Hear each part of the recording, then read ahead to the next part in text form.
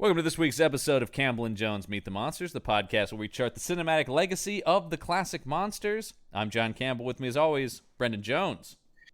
John Campbell, good to see you. Listeners, good to not see you or hear you. But yeah, when it's we really, say they never show us their faces, and we never hear their voices. This is a real one-sided relationship we have with them.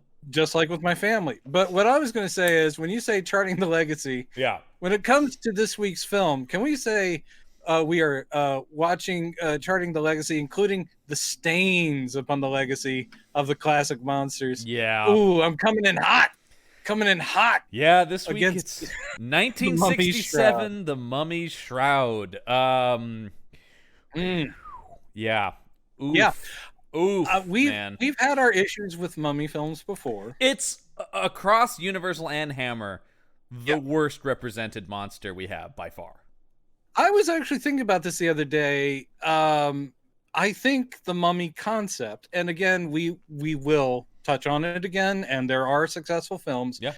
It's not a bad concept, but it seems every single filmmaker that does it might start strong, but they give up on what this creature should be, and it becomes just a lumbering kill machine. And I'm like, shouldn't be the case. No, it's a supernaturally resurrected being who existed centuries before. So do they have thoughts? They have feelings? They have goals? Well, these movies never give you that crap. I mean, I still, as I do every time I talk about The Mummy, I'm talking about 1999's The Mummy, because I tend to be but it did, and I will give it total credit. And watching something like this makes me look forward to getting to Stephen Sommers' The Mummy. Well, the Mummy's a character in that movie. Yes. And he hasn't really been since Karloff. Yeah. And I was trying to think when we've decided we're going to follow these classic monsters. Yeah. I realize that we include Phantom of the Opera because it is a classic Universal, figurehead. It's an iconic character. But the thing with the Phantom is every version is just going to be a retelling of the one story. Right. The one book. There's not the continuing adventures of Eric, the Phantom of the Paris Opera House. Lest we forget, Andrew Lloyd Webber's Love Never Dies. Okay, well, weirdly, I'm totally fine forgetting it. It is weird, man. Yeah, it's weird. Or the novels. There have been many, sort of spin-offs. Yeah. But so it's interesting that I would have said, Phantom is like, well, that's the one that's not really served well. Mm-hmm. And then I look at all these mummy films and going, no, I think the Phantom's battering average is a little better. The thing the Phantom has in his favor is each studio seems to only make one of them. Whereas the Mummy, they keep just bashing into the ground again and again. Oof. And it's something that came up on so this is another one I have from Shout Factory. So I had a making of here. Now this making of is the shortest making of, and it has no participants from the movie. And it's all film scholars and one Egyptologist. Who's just talking about, the concept of the mythology. Well, this is wrong, and this is wrong. While there's no historical evidence of two brothers doing battle for the throne, if we look to Egyptian mythology, we see the story of Set. And you're like, you're reaching, pal. That has anything to do with this movie. So anyway, they talked to that guy briefly, but one of the scholars in there says, because they're all these besuited British, balding gentlemen, and one guy just goes, well, I mean, the thing is, John Gillen was a good filmmaker, but when they handed him The Mummy, it is sort of like, what else is there to do with The Mummy? And I was just thinking, anything else. Like, the Mummy as a concept doesn't have to be limiting, because they go, I mean, at the end of the day, it is just sort of this quiet killing machine. I'm like, who says who? You look at the very first Mummy movie, and it's not that. Yeah. It's like people forget about Boris Karloff's The Mummy, where the Mummy was a character that spoke, that had desires. Tragic and things in a lot of ways. He's this tragic, romantic. I mean, they, as we talked about, they lean a little bit too hard into some Dracula parallels, But Yes. shit, man, I'll take that any day because it's something. And you Any have a day good of the actor week. like Karloff going for it. Oh, Here we man. have Christopher Lee's stunt double in Yes, the we do. worst makeup I've ever seen. Guys, we and gals who've listened to us, we have ragged on previous makeups in the Hammer films, not just the Mummy films, but Yeah. just in general. I mean, we have seen Christopher the Lee's Mummy worst was Frankenstein monster makeup. Oh God. Yeah. Oh, I'm not sure because I think the creature in Frankenstein versus the Yeah, monster Monster from Hell. is Yeah. horrible. Yeah, I do have a specific Um, memory of that. So far, we've seen some bad Yeah. makeups, and we've seen some bad mummy makeups. Yeah, this is the worst. Oh, it's so bad. It looks like This is I could have like a put this jumpsuit. together. It's a jumpsuit with a paper mache mask. It looks like a And- kindergarten project. and he's got a belt. He's got a very stylish belt. Because it's very 70s. I'd say this is forward thinking because we're not even to the 1970s yet, but it's very much like an action jumper.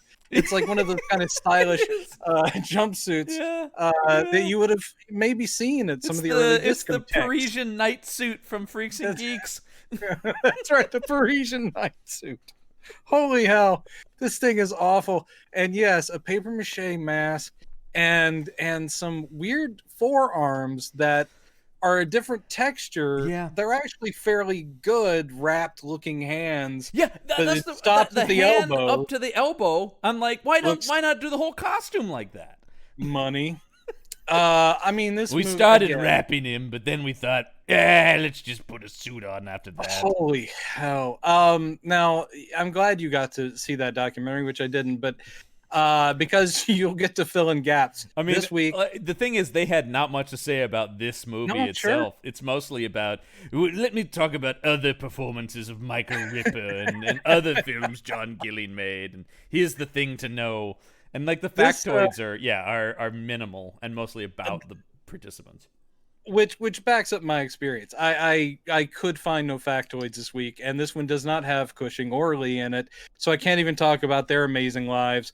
The only factoid I have, well, there's maybe two, but one I have is this is the last Hammer film that was shot at Bray Studios, and Bray Studios, as I mentioned a long time ago, was an like an ancestral home, which basically ended up being a set as well as the movie studios, and they'd had it since like 51.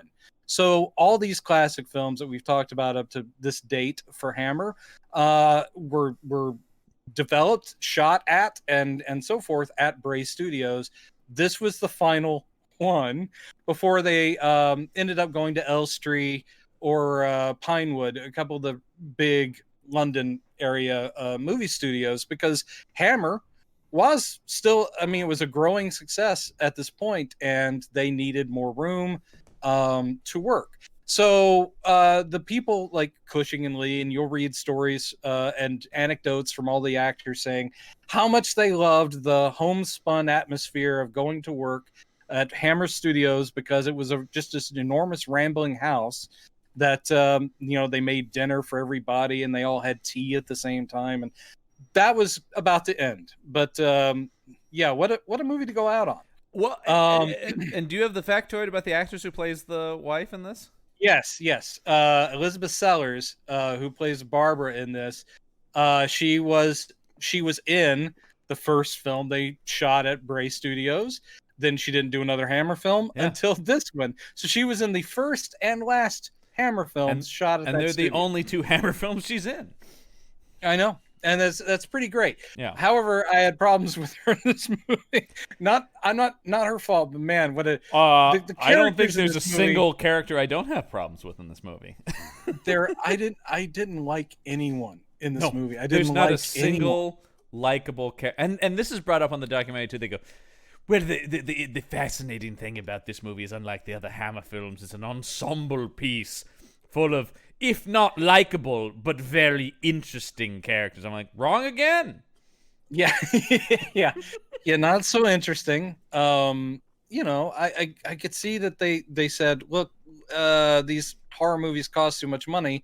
Let's have lots of scenes of family drama, and you're like, no, don't. This is This was boring and distinctly terrible. one where it's a 90-minute movie and an hour in, I've seen no Mummy. Oh, Jesus. Okay. So we just wrap this up, John. I had to look. Number one, we got to talk about the prologue, which I timed out at 8 minutes. Unbelievable. Yeah. But it's typical of a mummy movie that they'll do some kind of like Egypt. Yeah. Long in the days of the pharaohs. Yeah. And you usually get something like that, but I just kept going, is this still going? Am I still just looking at hieroglyphics? Wow. Can I talk about my favorite factoid from this that I found about this movie, which has to do with that prologue, which is Peter Cushing is often listed as the uncredited narrator of the film. He is not. No. In fact, when I read that, I thought no. However, there was no official record of who did it. It was, in fact, later revealed to be Tim Turner, who was an actor in that time. Great. But it was just it was kind of nobody. But for some reason, well, I mean, people were like, "That's Peter Cushing." It's clearly not Peter Cushing. Again, I can only assume that audiences of the day just associated Hammer with Peter Cushing as well. You would, but we've been watching these movies, once a week. Yeah, I could recognize in the dark Peter Cushing's voice, and this guy clearly is not. I was like, whoever thought that was Peter Cushing? It's so not. We know Cushing and Lee. We could pull their voices out of a lineup any day. Yeah. He's the one, officer. Peter Cushing did it. Have him say, "Give me all your money." That's him. It's him. Have him say, "Back that thing on up, sweet stuff." That's him. It's him. Oh my God! What I wouldn't give for a recording of Peter Cushing saying that. I know. So I want to talk a little bit about John Gilling then in the beginning of this, because credited writer director of this film, based on a story though by John Elder. So again, our buddy Anthony Hines. Oof. Well, apparently they wrote whatever they have here in 5 days. So, and it shows. Yeah. It shows. It really does. It really does. But Gilling apparently was so furious with how this movie turned out that he quit working for Hammer, quit making movies for quite a while, and would in numerous interviews stated this is the absolute worst film he ever made. Well, that kind of self-awareness is valuable, and yeah. Oh, the Mummy Shroud. Ooh, even he's like, that one stunk. Yeah, I just caught a big whiff of the Mummy Shroud. Oof. Yeah. You don't want to go I'm sorry. in there. Is there a print of it around here? I can't. It's haunting. It's bringing back memories. Open a window. Somebody throw that out. Caught a whiff of my own movie. He's trying to flush the film print down the toilet. Out it with won't you! Go. Even the sewer doesn't want it. Well, befitting a terrible movie, let's talk about a terrible poster. It's suitable. So number one, it's an all yellow background. Great choice. This one does look, for the first time, like we have entered the 60s. I know this is 67, but this is the lettering, and this kind of thing. Like the Hammer was starting to do the cutesy posters where they're like, we're all in on it. Everything's a little arch and winky. I can't wait for the I think it's Scars of Dracula or Taste the Blood of Dracula, where it has like the woman's neck with the Band-Aid on it. I mean, it's like they're like going, I want to talk about the first thing that stands out to me in the stupidity of this poster is in the upper right corner. Yes, the red arrow with just the word "shriek" in it. Yeah, it's indicating not just that you should shriek; it's indicating what you should be shrieking at, because the arrow is all important. Yeah, I mean, if I just saw the word shriek, I would. if I just saw the word shriek, I would just go, ah! You know, Yeah. I would. Yeah. But They're I like, wouldn't know what I was addressing. No. Why am I Channel shrieking? that shriek. Yeah, this is telling me what I should be shrieking at. And apparently, it's this poster. Which I am, but not for the reasons they want. And it has a very effective. I mean, it's a warning. It does let you know what you're in for. It does. It says, "Warning to every creature of flesh and blood: beware the beat of the cloth-wrapped feet." What the hell does that mean? I mean, technically, anyone in socks is. Yeah. You should beware the beat of anyone wearing socks. Yeah. Or slippers, perhaps. Oh my God! My heart almost jumped out of my chest, honey. Put some shoes on. And then wrapped feet. Well, that's not this enough. poster screams of multiple people going like, "No, we need to put something else on it." Yeah, because the art isn't eye-catching enough. Or the art, big the enough, art so... actually isn't bad. That's the thing that I think no, is the art actually isn't bad. But it's just it's such a small part of the poster. Dead 1,000 years. Now he lives and breathes to avenge an ancient curse, to strangle the living, raise the dead, and prey upon human flesh. That's and not almost none of that is true. Next to like 2 of those things are right. Yeah, he was dead 4,000 years, as they actually say in the movie. Yes. He does not live or breathe. No, he is avenging an ancient curse. That's accurate. That's true. Strangle the living, he does do at some least of that. Once. Yeah. At least once. Raise the dead. He's actually very creative with the killings. I will say, this is the most canny mummy we've seen in terms of... Yeah. Like, oh, I could do this instead. He gets a different kill each time. He doesn't kill anyone the same way twice, you know? This reminded me a little bit of Dr. Phibes, where it's just like, you know what? We just have to be creative with every single kill. It can't just be strangle. By the way, wish we were watching Dr. Phibes. Dr. Phibes, any day of the week. So good. Any day of the week. Yep. Honestly, you guys should all tune into our Phibes cast because we can't talk about it. I have here. thought about it at some point when we run out of these classic monsters, we might just do like a Vincent Price miniseries. Oh my God! But then this is where it just feels like they just keep adding things to this poster, because we'll get to what the drawing is, but I want to finish with the text here. So we have the mummy shroud. The O in shroud is a skull. Yep. And then somebody adds in a different font just beware. Yeah, beware. What? And it's the same font as the beware in the warning. Yeah. So they're doing an echo there. That's unnecessary. You know. Yep. Beware the beat of the cloth-wrapped feet, and then beware the mummy shroud. Okay. Beware the beat of the cloth-wrapped feet. Yep. Well, don't worry. It's also got color by deluxe. Yes. The poster, again, we've talked about this. The tendency now is we've been dealing with the newspaper headline type posters of empty white space. This one is all bright yellow. This is very 60s. Yes. And you've got a decent drawing of a mummy head. Mm-hmm. The mummy is clutching in its fist a woman in a bikini. Yeah, it is. I guess it's maybe a bra, because you can see like a dress that's been torn around her arms. So I guess it's her bra. But it's a current modern day 1960s lady. Yeah, well, I mean, it's the woman from the movie. It looks like her. I mean, close enough. Yeah. But it's another thing where they're like going, we're not even going to pretend it's 1920, which is when this movie's taking place. So you got sexy 60s gal in his fist, again, like he's a giant, like he's King Kong. Mm-hmm.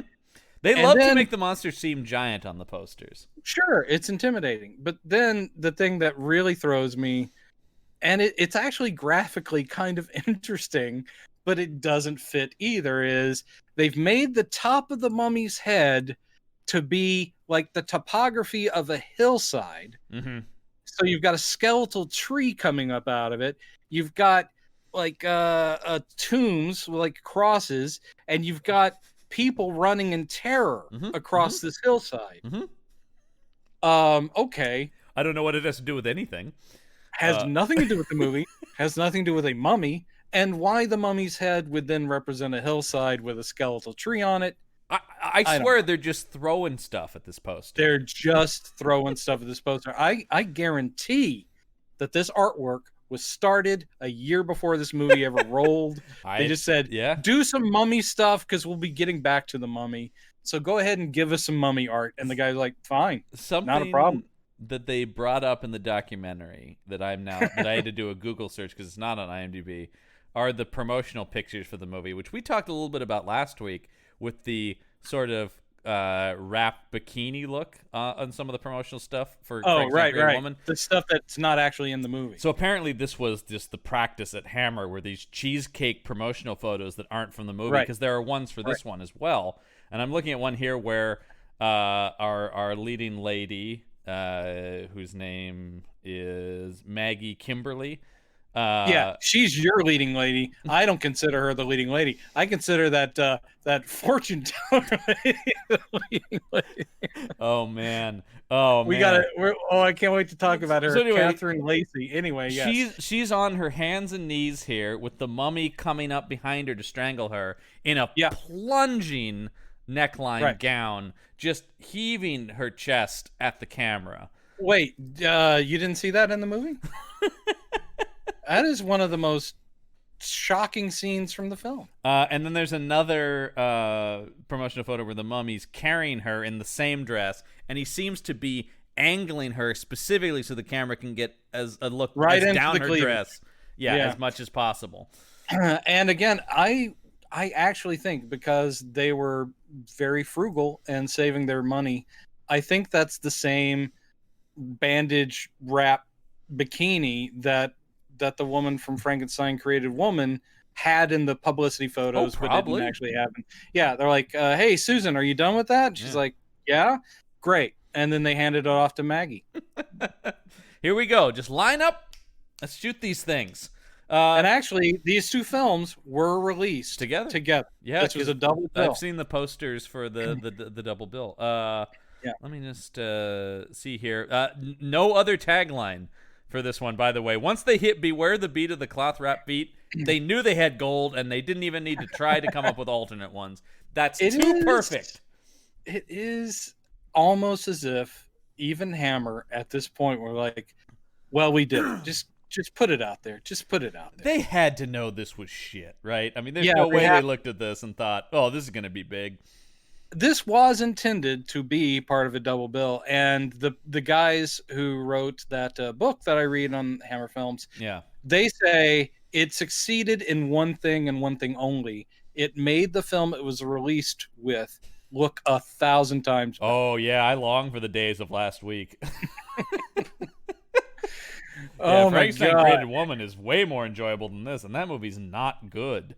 No. But this is really... Is this the worst one we've seen from Hammer? Yeah. Yeah, I think it is. This is really, really bad. All right, let's dive into the movie then and start with our 8-minute prologue.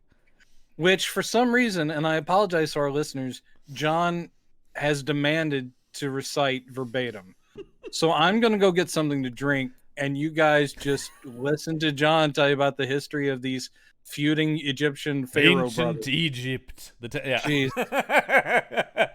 So we start on hieroglyphics, and we're sort of scrolling across them and getting the story, of these warring brothers, and they're warring for the throne in Egypt there, and the pharaoh has a brother who wants the throne. Yeah, the pharaoh is ignoring that because he's just really happy he has this son who will be his heir. Yes, and is spending his entire life, basically, well, at least the first 12 years of it or whatever, looking after his son, just blind to the fact that his brother is raised an army and is going to rebel. So this is our this is not our mummy actually, but it is who the mummy is killing in the name of Prince Kato Bey.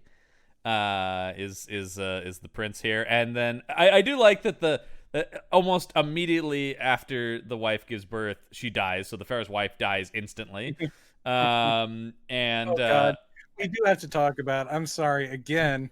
It's Hammer. Yeah. God bless them, and I love the fact that they were like, "Yeah, we're doing ancient Egypt. We've got a scrim with a painting on it.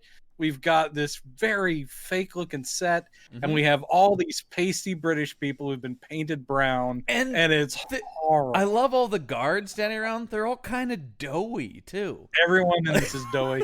Except for actually the Pharaoh. I was like, all right, here's the thing. British guy. The Pharaoh looked good, but like the honorable soldier who will protect this kid beyond the grave has a big old beer gut on him. Yeah, that's Prem, or is that his name? Pram? Something like Pram. Yeah, it's like which I kept going. Pram, guys. Pram, yeah. And that guy though is woefully out of shape. Is he the actor who is the mummy? Because that character is the mummy, but is it the same actor who plays? I should look no, it on is the not. IMDb. No, it is not. Okay. Dickie Owen plays Prem, and Eddie Powell is the mummy. Right. Okay. Dickie Owen, however, was wasn't he? He played the mummy in Curse of the Mummy's Tomb. Yes, that's it. Yeah. There you go. And I believe we commented on the doughiness of that mummy. Yes. Yeah, the gut. He Yeah. has a beer gut. Yeah, and here he's running around the desert with a sword, and he's shirtless the whole time. And I just thought, oh my god! I just kept thinking, how much shoe polish did they use? Because put a guy in a shirt, then you only have to deal with darkening his arms and face and neck. Yeah. So the brothers' army busts in and starts killing everybody here in the palace.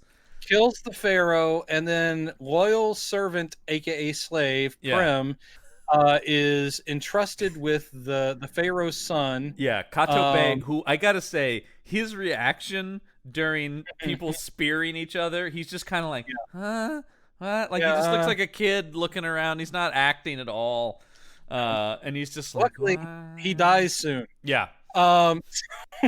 So into Prem's safety, a bunch of the slaves are taking the pharaoh's son into the desert to try and protect him. They don't do such a good job. Because they just wander out into the desert. They have no place in mind, no hiding spot. He says they don't have enough water and very little food, and you've got slaves carrying like a tent, but apparently no provisions.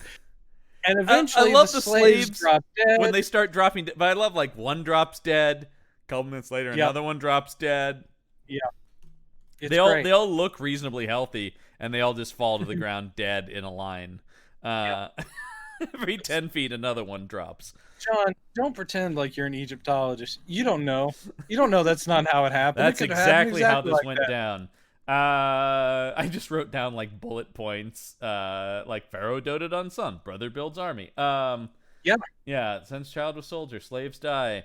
And I need to stress this for the people at home. Yeah. There has been at this point 2 lines of actual dialogue by characters that we're watching in the flashback. Everything else is being fed to us like, again, it's a school like a movie you saw in history class. Yes, and it keeps dissolving back and forth between hieroglyphic drawings and footage. Yeah. But yeah, the sets do look like about the level of your high school's production of something, This is the thing I love, is that when we actually see the desert, which we see both in the flashback and then when we jump up to the present day, aka 1920. Weird choice of time period. Well, I mean, they do this often with the Mummy films because that was the height of the and they talk about in the documentary that they very consciously set this before the discovery of Tutankhamun. So sure, why not? But also they also comment in the documentary that very little of it seems like the 1920s at all. Exactly. The desert this time around, as opposed to the last time, looks okay, but what it is clearly a quarry somewhere in England, and that they have sand in it, and they can really only shoot it from 2 angles. Because it's like, wow, the desert, we keep seeing the same outcropping, the same cliff, oh man. Stop making mummy movies, Hammer. You just can't do it, man. Gothic, Or creepy mansions. You're good at that. Or just cut to, Yeah. you're not in Egypt. They found the sarcophagus. Yeah. It's in London. Yeah. Start Mummy there. terrorizes London. It always takes them too long to get there. So stop with Cairo already. As the prince is dying, he gives the royal seal to Prem. Yes. And so I guess in that sense, they won't know where the kid is buried. Is that the idea?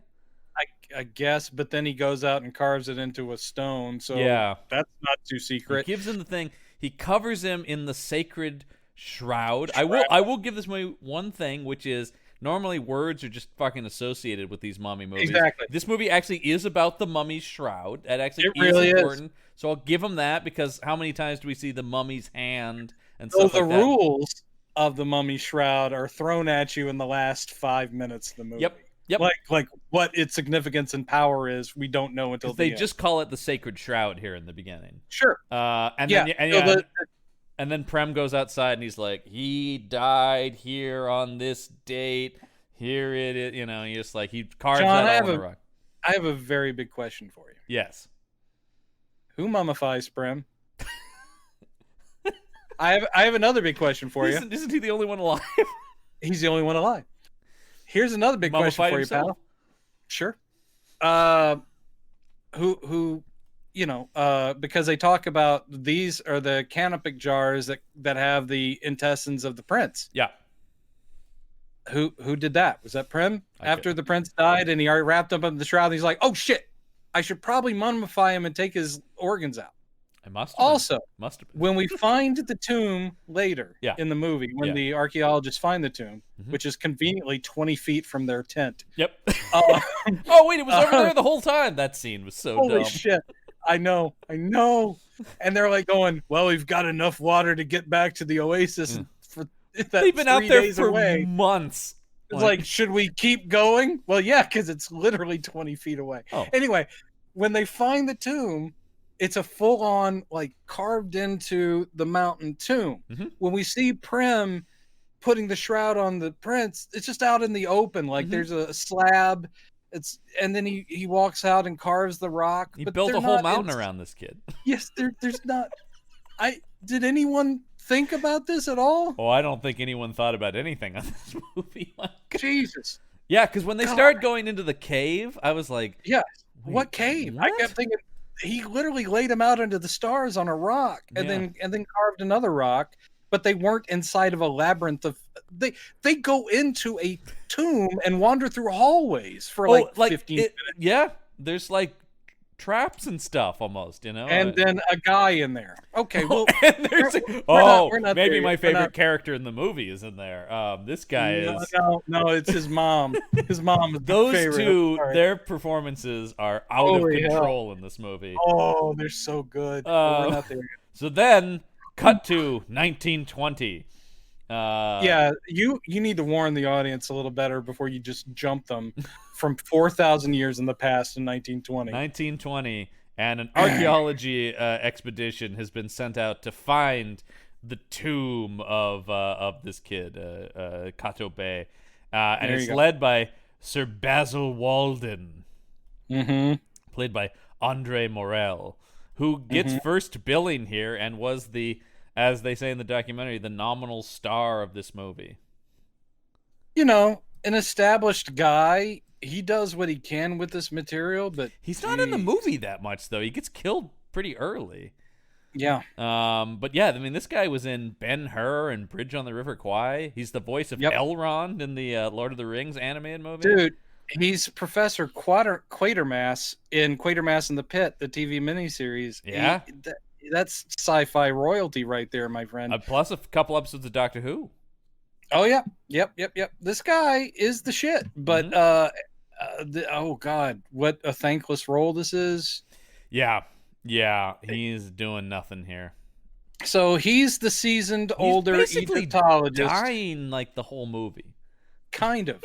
Yeah, he's worn out at the beginning because they're a month. Well, we don't know what's overdue. yeah. They're a month overdue. Everybody's worried. It's the talk of the town. It's all over the press. Everybody wants answers.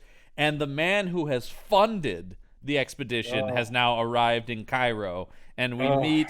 Was it Stanley Preston and his wife Barbara Preston?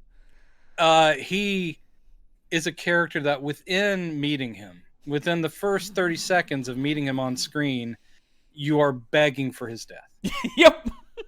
He is horrible. And I know that's a trope in horror movies. It's like, okay, you do set up some of your targets clearly. You want people to go, oh, that guy's got to get it. Yeah. And don't worry, he will. The ladies and last gentlemen, Mummy movie had that fun character that was like this. He was the best part of the movie. Yeah, that's a shame. He was he was sort of a con man huckster, but we had fun with him. He had personality. This guy is just a scumbag from start to finish. He's awful, no redeeming qualities. He plays him well because you do hate him instantly. Yeah. So that means success, Mr. John Phillips, who plays Stanley Preston. Yeah. You also have, I guess, his advance man, who has been in Egypt overseeing things as like a toady, and played by our friend Michael Ripper, who's been in a bunch of these films and will be in more of them going forward. Yep. He's a Hammer regular. He is a put upon poor little guy who's like going, anything else I can do for you? He's that guy. Yeah, he's got tiny little glasses that sit on his nose, which will be important to the horror later. Yeah, if by horror you mean Scooby-Doo episodes, but hey, don't besmirch the good name of Scooby-Doo episodes by associating it with this. I never would. Velma Dinkley could run rings around this guy. No, I needed to watch some Scooby-Doo to calm down after this. Here's the thing I did enjoy in this scene. He shows up in the hotel and he's basically saying, tell me what's going on with my son's expedition. That's the other thing that's established. His son is on the expedition. Right. So that's why he's come to Cairo with his wife, who is long suffering. And she, for the entire movie, has this look on her face of like, I really do hate you. I just can't hate you more. And she's always just kind of smirking like, well, you're going to say something horrible. And there it goes. You just did. Hated this woman's performance in this movie. Yeah, it is the most one-note performance yes. I've seen. And it's the same in thing. the documentary they keep talking about, and what's really interesting is all the women in the film are clairvoyant. They can all sense the danger coming, and I'm like, that's you're reading a lot into this, man. Number one, and the fact that there is any mention of clairvoyance, we'll talk about with Claire, the blonde woman. Yes. It's Claire. Unexplained and makes no fucking sense, and it means nothing. And doesn't really pay off. Nope. Nope. She could have just been a linguist, like all the way to the end. Even the way she ends up saving the day at the end is just with her linguist skills. Yes, not with clairvoyance. Nope. Which might have warned her about some things. I didn't think this woman was clairvoyant. Not at all, unless the clairvoyance was my husband's about to be awful. Yeah. And there he is being awful. And I was right. It's more just my observations over years of having to be with this man. When you say one note, her son is missing in the desert for a month. And you think she'd be worried about that, but we don't even see she hates her husband. We don't see that she loves her son or anything. No, at no point. It makes me think that she's just this callous and cold woman 24/7. Could be. Not that she's had enough with him specifically. But my favorite performer in this scene, I do like Michael Ripper because he's really good at being just the put upon toady. Yeah. But it's the reporter guy. There's a reporter guy from one of the British papers waiting for them in the hotel when they show up. He's probably, I'm going to guess the actor was probably 24. This is probably one of his first roles ever. He is the most Britishy Brit, limey Brit you've ever seen. It is ridiculous. He's got the sort of Aquiline profile, and he's just like, tell me if I'm from his performance cracked me up. He has like maybe 3 lines in the movie, and I myself had to stop every time he spoke to have high tea because he is the British Brit. I don't even know who he is. This was his first No, Oh, you yeah, looked him up? it's his first. His name is Michael Rothwell. Okay. I'm only picking him because there are 3 people credited as reporter, but he is the youngest of them, so I'm assuming this is Right. him. He'd been in some TV stuff, but not much before this, and a couple of things after, but not really. Plays a lot of characters without names, like reporter. Well, Uh, I say, your son, Mr. Preston, is lost in the desert. Have you come here to... he is in an episode of The Avengers, but he's credited only as Kennel Man, so... Kennel Man. Yeah. Yeah, I can see that. He embodies that. I think what we That's saw just- here is indicative of his whole career of being Probably. random guy with a couple lines and something. To our brave-hearted listeners who are actually going to watch this film after we're through decimating Please it don't. and taking a big steaming pile, Yeah. well, maybe only watch it for the first 10 minutes just so you can see this guy. Yeah. Maybe then fast forward to watch a little bit of the fortune teller lady and then just get the hell out. Just get If the there's hell some out kind of of this movie. YouTube compilation of the strangest moments of the Mummy's Shroud, that's worth Which watching. really aren't that many because No. again, it's pretty boring. It's pretty boring, and then just a couple of real weird things in it. But there, Ugh. it's more like a boring movie, and then every once in a while I'm like, wait, what? What's going on now? When the fortune teller lady came into it, I just thought, what is Yeah. going on here? I was like, did they dig up Maria Uspenskaya? And they're like, hey, you want to do that character you did in The Wolfman again? It really did seem like, my God, is she back? I don't know I don't know Egyptian culture well enough to know if this fits in the mold of what their fortune tellers are like. But all I could sit there was going, no.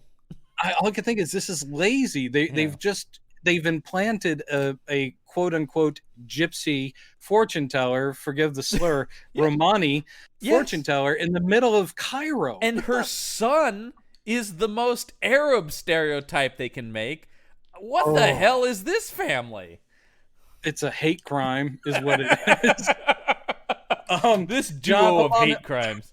Preston shows up in the hotel. Yeah, he does, and he's very upset about. He really wants the best suite he can get, and it has a bathroom with a wash basin, but not a convenience. Now, again, all right, okay, we're both writers, John. We write. Yes. And you know, we think about story structure, and also you think about how much time do I have to tell this story? What are the things I need to focus on? Mm-hmm. Watching a mummy film, and conservatively 12 minutes of it are dealt with this asshole's hotel accommodations. All I could think was, really, guys? Really? I mean, if the point you're trying to make with the character is he's an asshole who is obsessed with his own comfort and doesn't care what anyone else, and is not even that concerned about his son, really, and all this. Okay, but you could do that much quicker. This goes on, and it's all about the kowtowing of poor Mr. Longbarrow. And it's like, well, I got you the best room, and look, you've got a great view of the desert. And he's like going, yeah, that's pretty nice, but does it got a crapper? And you know, Jesus. Are you telling me I have to shit outside, Longbarrow? Well, oh God. And then when Longbarrow's like, he makes a point when he's on his way out of the room, like going, is there anything I can get for you, Mrs. Preston? And then, of course, Mr. Preston goes, you can get me a beer, and make sure it's a cold one. Yeah. And then he's like, okay, whatever. I was asking her. And he leaves. And then the asshole looks at his wife and goes, did you want anything? And she, in her same tone she is for all 90 minutes of this movie, goes, no, dear. No, I guess not. Yeah. What else? I fucking hate you and my life. So then we cut to the middle of the desert. A sandstorm has been whipped up, and our expedition goers are huddled inside of a tent trying to figure out how much water they have left. It's dire straits for them out there in the middle of this sandstorm. The expedition is the older guy, what's his name? It's Sir Basil. Sir Basil. Then you've got Paul, who is the son of Preston. Yeah, who is, Paul, I guess, the hero of this movie? Our nominal hero. Yeah. Sure, absolutely. Then we have Claire. Yeah. I love this character name. Claire de Sangre. Yeah. Claire of Blood. Yes. Great. And yet she's not in the one that says blood in the title. Weird. I know. She is the linguist. Yes. And then there's also the spare guy. And there's Harry, dead meat red shirt that is Harry. Yeah. Yeah. Who I guess is kind of the photographer because he's the one that takes the pictures. They do talk about on the documentary. They talk about the guy who went along for the expedition to Tutankhamun was a photographer named Harry. They go, obviously this was a reference to him. I'm going, oh, I'm not going to give him that much credit. I just can't imagine. And even if it was like there was an audience member going, oh, like Harry, who just like that famous photographer Harry who went along for the Tutankhamun expedition with Carter and Carnarvon, right? Yeah, Harry. You know what? I'm glad they did that because they always leave Harry out of the history books. I appreciate the Easter egg, and I've invented that phrase in 1967. Oh, I hope this has a post-credit scene. I'm here to talk to you about the Mummy Initiative. Dun dun dun.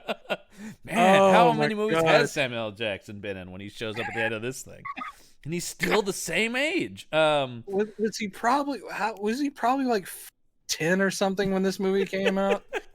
It would have been great if there was a 10-year-old Samuel L. Jackson in this movie. Okay. Let's see. He would have been.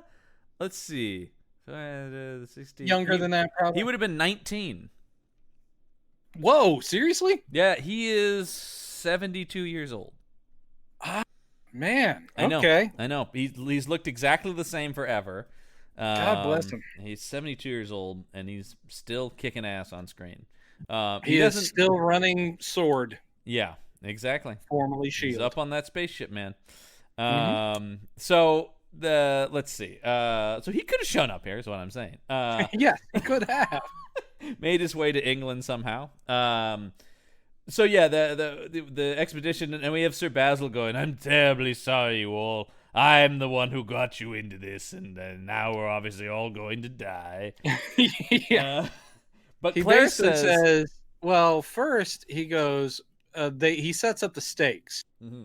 He says, we can keep pushing forward because I think we're close, or we can go back to that oasis that we passed 3 days ago. We have just enough water and food to get us back there. So let's take a democratic vote. And then they basically all go, well, let's keep going. But Claire's the one who's kind of... this is where we first get her clairvoyance when she says, I have a feeling that the tomb is close. Yeah. Yeah, and they go, she's been right about everything. In front of the tent. I know. I feel it's close because I tripped over it on the way into the tent.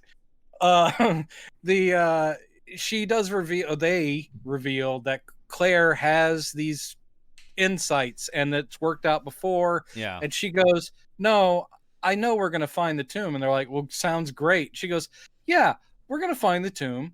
We'll survive the desert." Well, here yeah, I wrote down exactly what she says because it's her prophetic dialogue. She says, when the desert is behind us starts the real danger, and some of us won't survive. And they're all kind of like, all right, well, okay, let's keep going. They go, could you be more specific? And she goes, well, clearly I'll make it because I'm the hottie. Yeah. And probably him because... I will say the whole time I was watching this, she gave me a 1967 Margot Robbie vibe. She's a terrible actor. Oh, no. Terrible actress. But I'm saying some kind of in that vein. Yeah.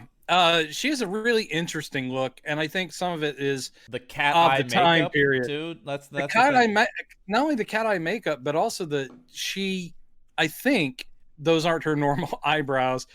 I think she actually kind of shaved them into that Vulcan sweep up. Yeah, which is a very 60s thing.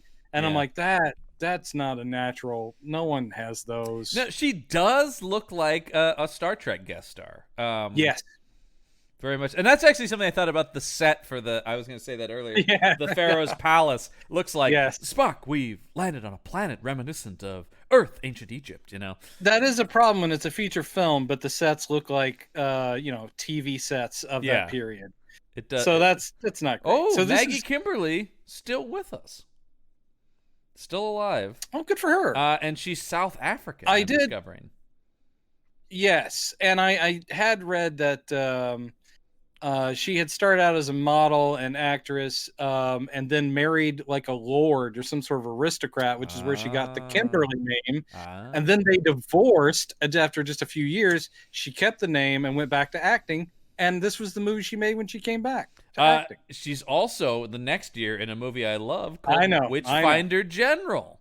Yes. A great Vincent Price vehicle. A great Vincent Price film, which would be great if we were talking about that. Look, man, we're just going to keep trying to talk about Vincent Price. This movie could have used him. That's all I'm saying. Oh, my goodness. Well, I know a thing or two about the Mummy. Oh, dear. He's so dreadful. When you hear the beat, downright spooky. It was spooky. A tale of the macabre. Yeah.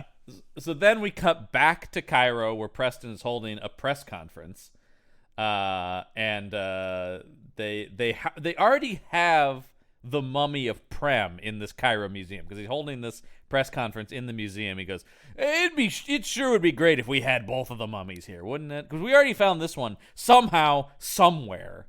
I don't know. Right. They've already locked in this mummy, and they go, they really are a matching set. They really do need to go together. It seems weird that, okay, well, does that mean that Prem made it back somehow from the desert, then got mummified? Well, because they talk about, like, he was mummified in a pharaoh's tomb, but he's not a pharaoh. We need to find the mummy of the real pharaoh, because that's the thing where he had the royal seal, but we know he's not the prince, so we have to go look for the prince. We already found this guy. The prince was clearly a 12-year-old kid. Yeah. No explanation, by the way, of the expedition that found this or where it was or what any of that. Nope. No. Just this mummy. We got one mummy. We're looking for another mummy. We're just never satisfied. And so I do like where he says, well, how many search teams do you have out there? He's like, well, we already have 3 search teams out there, but we're going to get some more out there. And one of the reporters just goes, are you going to go out there? Yeah. And he's like, yeah, maybe. Yeah. And then his wife goes, well, of course he is. And he's like, why? Yes, I will. Yeah. Yes. Oh, yes. I was just thinking that. Why, yeah. I was just thinking that Simpsons bit. Why do you talk like that? I had a stroke. Oh my god. Yeah. No, there's nobody as interesting as that in this movie. And so yeah, he says, yes, I suppose I will. And then immediately he's on Longfellow going, get me with the best equipped search group, the safest one, the one with the most people. Make sure I'm in no danger out there, basically. He's a coward and an asshole. Yeah. He's an asshole coward. Yeah. It's a terrible combination. And so then we cut back now to the expedition, and the sandstorm is past. And what's this? There's the marker, and there's a cave entrance. I guess we were at the tomb the whole time. You're not selling it, John. People, listen. They walk out of their tent, and it's just there. It's just literally. No, isn't it like they go like, oh man, the sandstorm has passed. What's this? It's the marker we. Oh my god! I mean, I know that quarry was small and they had limited, but good god, it's so stupid. I mean, did they get there while the sandstorm was raging, so they haven't been able to see what was around the whole time? They were able to put up a tent. Well, okay. Well, I don't know, but it does seem like they didn't have a chance to see anything before the sandstorm started. all I can think is it's just really lucky they didn't decide to go back to that oasis 3 days away. They were right there. They were like, let's give it another 10 minutes. Oh, wait, here it is. Jesus. Yeah, they really lucked out on maybe this. Clairvoyant. Maybe she saw it on the way in during the sandstorm. Was like, I'm gonna pretend like I'm psychic. I have a feeling. I have a feeling we'll find the tomb. I'll bust this thing out. They'll think she's just been doing this the whole time. She's just a fraud. She has inside information the whole way. Yeah. So they go, all right, well, let's go into that cave. That's probably where the tomb is. And so they're going through the rocks in this cave. And this really made me laugh when this guy just jumps out of the shadows with a knife. And he's like, you know, I'm doing that because it is that sort of fake whatever. And he's just screaming in. I don't think this is real. John is not being any kind of racist, ladies and gentlemen. He is mimicking this actor who, again, has been made up to look, I suppose, Arabic. And he does jump out. They wander through halls first. It's like this. Again, I'm like, where did this come from? But anyway, they're wandering through, and then he hops out. And I don't know. Does this guy just stay in there all the time? He doesn't, because we see him go back into Cairo to hang out with his mom. So why is he anyway? He jumps out and he does go, and then you're like, oh no. This guy, his name is Roger Delgado. Okay. And he is best known, I can't believe this, for playing the Master on Doctor Who in the 70s. Holy hell, he is. Yeah. He is. Yeah. I didn't put it together, but as soon as I saw that on here, I'm like, oh my God. Yeah. You just blew my mind out the back of my head. I know.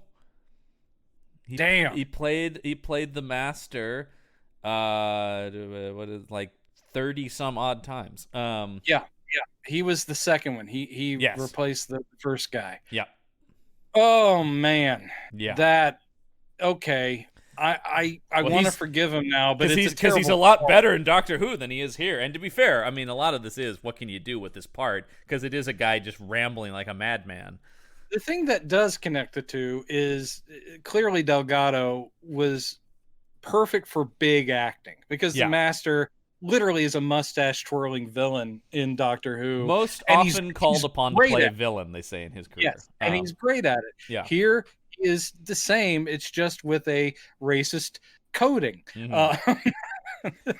But by the way, his actual lineage, he was born to a Spanish father and a French mother in Whitechapel. There you go. So he had, I think, a slightly darker complexion naturally by that, and then they obviously really they said, let's go with that up. Let's anyway, he was really good as the Master. He was. But here, I mean, I swear he is just going, I don't know, you know, like, and they're like, Claire, do you understand him? Oh, and she does. Yeah, she does. And he says, he's saying to pass this farther towards the tomb will bring only death and the curse of the mummy, and you know, the same shit we always hear. But it does make me think, how long has this guy been hanging out in this cave? That's what I'm saying. Because once they pull the mummy out, then he's just running around Cairo.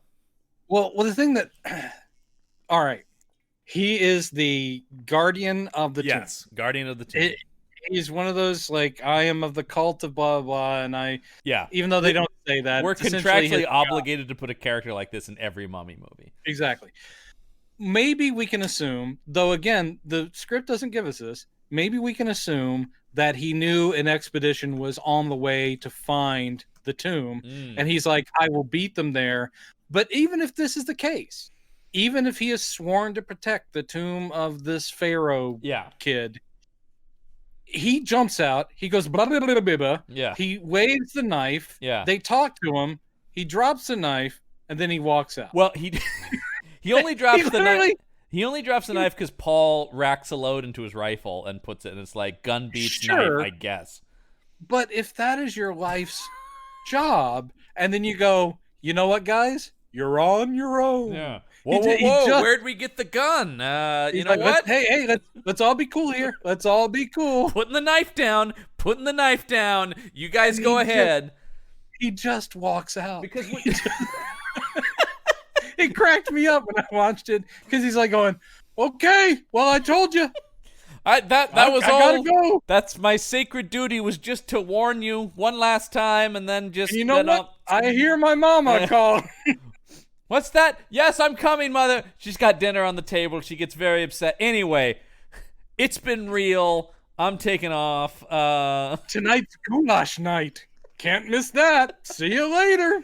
So what she translates, he says, I forget, I did write this down, is death awaits all who disturb the tomb. Then he keeps blah, blah, blahing, and she says, he says he's the keeper of this tomb. His family has guarded it for centuries. So he's going, death awaits all who do the tomb. By the way, I'm this guy. My family's been here for centuries. I'm the keeper of the tomb. He's yelling all that while waving a knife around.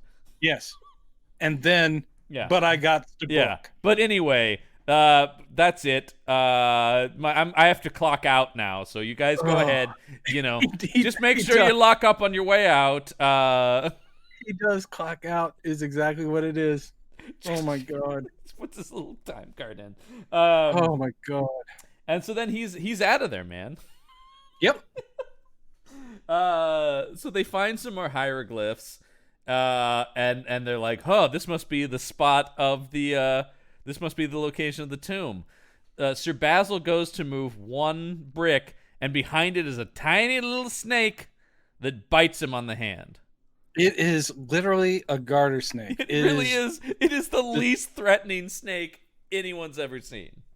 And it just, I don't know if they pulled it on a string or something, but it kind of makes a move as if it might bite. But then, he got it. Sir Basil got it. Yeah. And I just love, we found where the tomb is, but instantly they're like, we better head out of here because we got to get him back. I'm just like, wait. This movie refuses to start. Yes. We almost found a mummy, but we got to turn back around. They take him out. They're wrapping him up. They're trying to, I guess, give him anti-venom or whatever it is. And at this exact moment, Mr. Preston and his search party arrive, having found them. I do like the fact that they pulled guns on them. They're like, oh, it could be that guy. He may have brought other people. And so that weird guy clearly went to get reinforcements. Yeah, he got one. And so they pull guns on him. It's like, hey, I think that's your dad. Yeah. What? And he's complaining, of course, about how hot the desert is because he's a jackass. And then he goes, and by the way, listeners, he's not the first to die. We're going to be with him for a little while. No, he dies later in the movie. And boy, oh boy. So he shows up and he goes, all right, well, tomorrow morning we'll start digging and once again I'm going, why not just start now? My God, we just don't want to make a mummy movie, do we? Do you think you might maybe dig now? So then I really wouldn't mind if you did. It'd be great. You know, be great a mummy in this movie, maybe. I don't know. We did see one. It was in a case. That's the thing I'm tired of with these mummy movies is we're on our third mummy movie. We could open with the mummy already going. We don't need to build up tension anymore. We know what we're in for. Get to the mummy killings. You're so bloodthirsty, John. I really am. This is long established, but just come on. So then we cut to this montage of people, pulling these rocks out to get to the tomb, and we have Preston narrating, going, "It was arduous work trying to get in there, and many men tried to leave and abandon the job, but I pulled my gun and." Got them to come back. And we cut to him, of course. He's sitting there sipping whiskey or whatever at the entrance of the tomb. Comfortable, and it's a whole gag. It was a dumb gag, but I did appreciate it. Because it's not the worst comedy we've seen in these things. No, but yes. So it's like, and then I had to do this, and then it cuts to him comfortably sipping while Long Barrow is, he's taking dictation. Right. It's like, oh, that's cute. So he's making it sound like he's this hero who did all the stuff, and he's sitting in a tent. Right. And I chuckled. I went, ha ha ha! Please die soon. Nope. He's got another hour left in this movie. Oof, and we're still 45 minutes out from seeing a mummy. Like, we really are. It's so Listeners, long. we're sorry. We're sorry. We want to start talking about a mummy, and that's something they commend the movie for. Some of the scholars in the documentary going, "This is a smart thing Gilling does. He really makes it less about the mummy and more about this family drama." I'm like, no, wow. Yeah, it's amazing. That's what makes this sort of a unique piece of the mummy, lineage, and makes it a more interesting film. Plus, you have such great performances. To get that so backwards is amazing to me. I know that's the thing. When I was watching the documentary, I'm going, "Oh wait, am I somehow wrong about this movie? Is this secretly some brilliant thing, and I'm gonna rag on this movie that's actually like an undiscovered gem?" No, it's horrible. I was right. The thing I dislike about most horror films is their focus on horror. The thing, monster movies are so about a monster. Yeah, what a refreshing decision to not put a monster in a monster film. I still think Kramer versus Kramer was very canny in keeping the werewolf out to the last 15 minutes. Because when the werewolf shows up at the end of Kramer versus Kramer, you shit your pants. You weren't expecting that at all. You thought this was just a drama about divorce and custody battles. No. It was a werewolf film the whole time. Who knew Meryl Streep was a werewolf? I mean, I did, because her eyebrows meet over her nose, and she has hair in the middle of her palm. Other than that, I didn't know. But these were Easter eggs you had to look for. Easter eggs. Again, a term invented in this film. Mummy Shroud. The first cinematic Easter eggs. So they finally do break through to the tomb, and once again it looks like a Star Trek set. Spock, no signs of life. And then the Horta comes out, and Spock learns about its pain. The children, pain. So they break through, and they're going, well, where's the body? I don't understand. And this is when Sir Basil's like, well, these are the jaws that would be the organs and such that were pulled out. Boy, this one man Prem did a hell of a job. Did it all by himself. Amazing.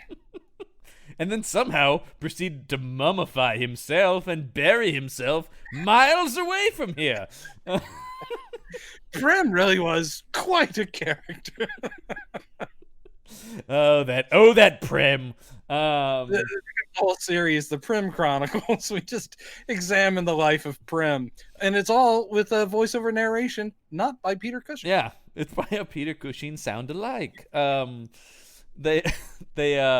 so then he sees this pit of sand, and he goes, "Oh, I know where the body is. Why, this is the original form of mummification. It's obviously buried in here."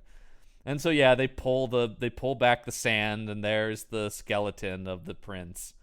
Yep. And buried with him is this shroud, and he pulls it out. He goes, "Oh, look at this! It's got hieroglyphics on it. Claire, you're the linguist. How about you give us a read?" And she does read it and says, "I can't read this to you." And they're like, "You're unable to?" She says, "No, it would be wrong and dangerous. Dangerous if I said this." The words on the shroud refer to the spirit of this tomb," she says. And they're like, "Whoa, that's bad, I guess." Then it just cuts to, we're at the Cairo Museum, and they're presenting that they found the thing, and it's already laid out, and there's the shroud, and they've already built a display for it. I'm like, okay, I guess we're just going now. Why waste time? Because we certainly haven't done that in this film at all. We're still gonna waste we're still a good half hour out from any mummy doings, but Mummy doings. Is that when a mummy goes to the bathroom? Oh Oh, no. watch your step. You almost, yeah, mummy doings. Yeah. Sorry. Really Oh, meant was to a clean mummy that in here? Oh, these mummy doings are fresh. Uh, up. I will say that, mummy scat. yeah. I will say that, the effect, the dummy that they built for the prince, Yeah. that is pretty good looking, mainly Yeah. because it doesn't have to move at any point. I was like, oh, Yeah. that's a pretty good mummified kid. They did a fine job. Yes. Yeah. Yeah. That's it. Meanwhile, Because it can just sit there. Anything like that, they're good with. meanwhile, the mummy of Prim Yeah. looks like bullshit. Let me Absolute. let me ask you something about a bit. Yes, it does look like bullshit. What did you think of the Bullshit. score to this movie? This is what I'll say about it. It's a good score for another movie. Yeah. I thought the score was doing heavy lifting. Like they Yeah. literally saw this Well, 'cause movie it's got and the the word choral parts to it and stuff like that that are unusual. It's unusual yeah, for a Hammer movie. it is, and it gets bombastic and Yeah. it's big, and it's really trying to sell you on any kind of drama, suspense, and it's like, no, you're fighting a losing battle. So the score is good. I bring this up because a third of the documentary on the disc is about the score. Wow. And they have a guy who's like an expert, some kind of music scholar, going, the thing about the score is it's done in 5 notes, and he's in front of a piano. He goes, so it's sort of like this, and then if you see, he does it in a more minor key, so it has this sound. And I'm like, Jesus, we're really analyzing this score to this stupid mummy movie, and this guy is there in a piano playing bits of it. You'll probably remember this part from the Mummy Shroud. The brilliant decision to raise the music up to a high point when the guy is being burned to death, and then it's interesting, they carry the music into the headline of his murder, which is when it raises to its high. I'm just going like, man, you're really dissecting the movie that no one put any thought to. But I will say that the score, I think, was like they're probably Yeah. absolutely right. The Like, composer put some thought to this. composer put thought and work into this is thankless into a score that's very good for a movie that's terrible. Yeah, Don Banks is the composer, man. It's like you didn't need to break a sweat on this one, man. There were a couple of things with the directing too, where you're like, this guy probably can direct some things. There was a really interesting. Because he directed not too better special- movies for Hammer. right? But did you notice? And this also reminded me of Fibes, kind of similar time period. But there are a couple of shots in this movie where handheld camera is used. Yes. And that stood again, out because we haven't really seen that in any of these movies. No. There's the scene where and- they're walking through the streets of Cairo and like bumping into people, and it's this sort of gritty Right. documentary kind of style. Yeah, and I thought, okay, the director is trying. People are trying. It's just Yeah. this is an awful script, bad characters, bad story. Just Looking at this composer's career, it's pretty much all Hammer movies. He was definitely like an in-house guy. He did do Rasputin the Mad Monk, and he had done The Reptile with this director. There you go. Monster of Terror. He did Evil of Frankenstein, which we watched. He did Nightmare. He does also do Monster of Terror, which is a Karloff movie. Yeah. So yeah, he did a lot of that kind of. He died in his 50s, so unfortunately we were robbed of more scores.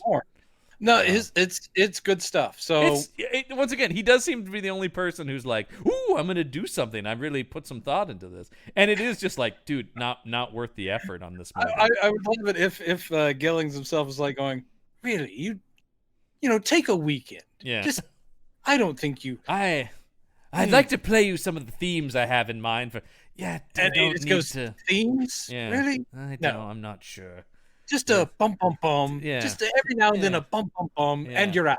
Yeah. Okay. Did you watch the movie? did you take a look at it? Because it's pretty bad. This one. Yeah. This was the one you saw. Yeah.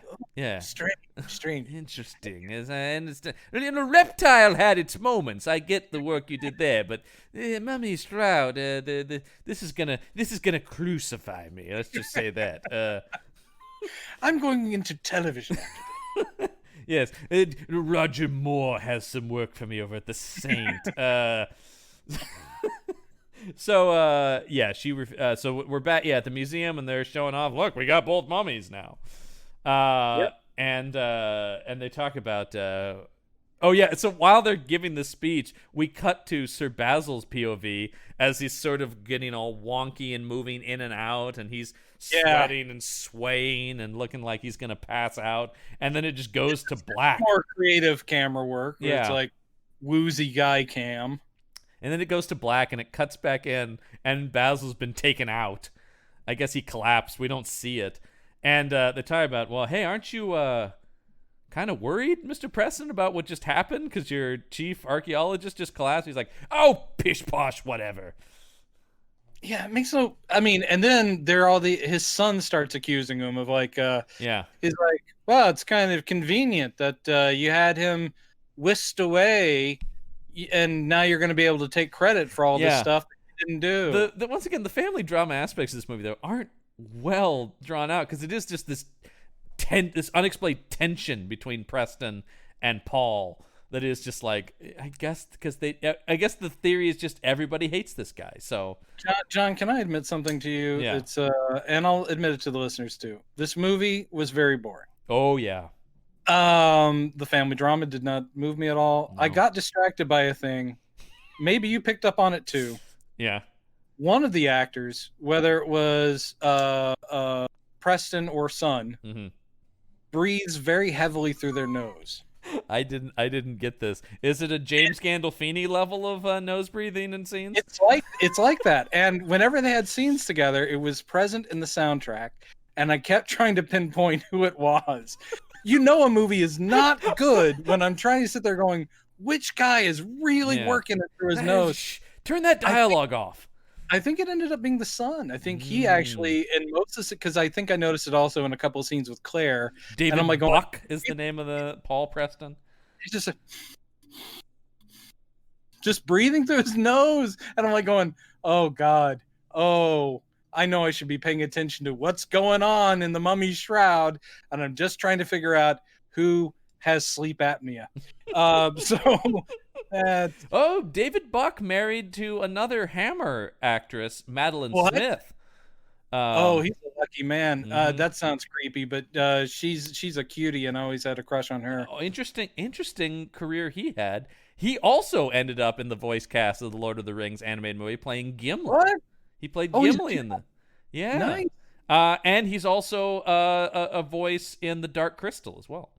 Do you think, okay, in that one, they probably encouraged the nose breathing, but I'm wondering if I went back and watched Bakshi's Lord of the Rings, if I could hear Gimli wheezing through his schnoz. Yeah. Oh, dear. I'm sorry. Is someone also playing an episode of Sopranos somewhere? Yeah, exactly. It's like, wow. Jeez. It's like Gandolfini without the control of that, where it's sort of, because I really do feel like that was key to his performance in that. He did use it. He Yeah. used it. Yeah. It was a tool in his toolkit. Yeah. Ugh.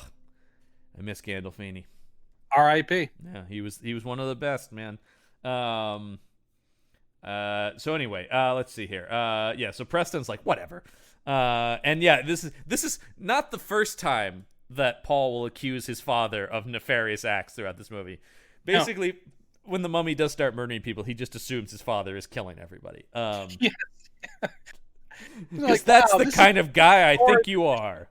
Yeah, it's just more than I've never liked you. You were always cold to me, and you're a self-absorbed asshole. It's like, you may in fact be a murderer.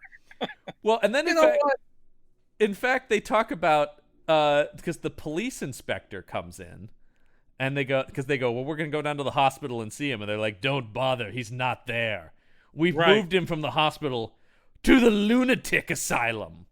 Yeah, and I swear he almost takes to camera and like, the lunatic asylum. Bum, bum, bum. Like I want a rack zoom on him and like, dun dun. The son, because basically this news does not surprise Preston. His son Paul is surprised, and then he's like going, "You seem to have already known that." Yeah. Did you know that they had done it? He's like, "No, of course not." But it doesn't surprise me. And he's like going, "Are you sure you didn't have him shipped off to the loony bin?" Yeah. Oh, And then I mean, the only thing that does feel realistic to like a family drama here is then he immediately goes, "And you were never there for me when I was a child." And like he does start bringing up other random stuff as he's losing it on him. And you treat mother like garbage. You don't care about anyone or any of us. It's just like this is just like years of angst built up. you never threw the ball around with me. Daddy!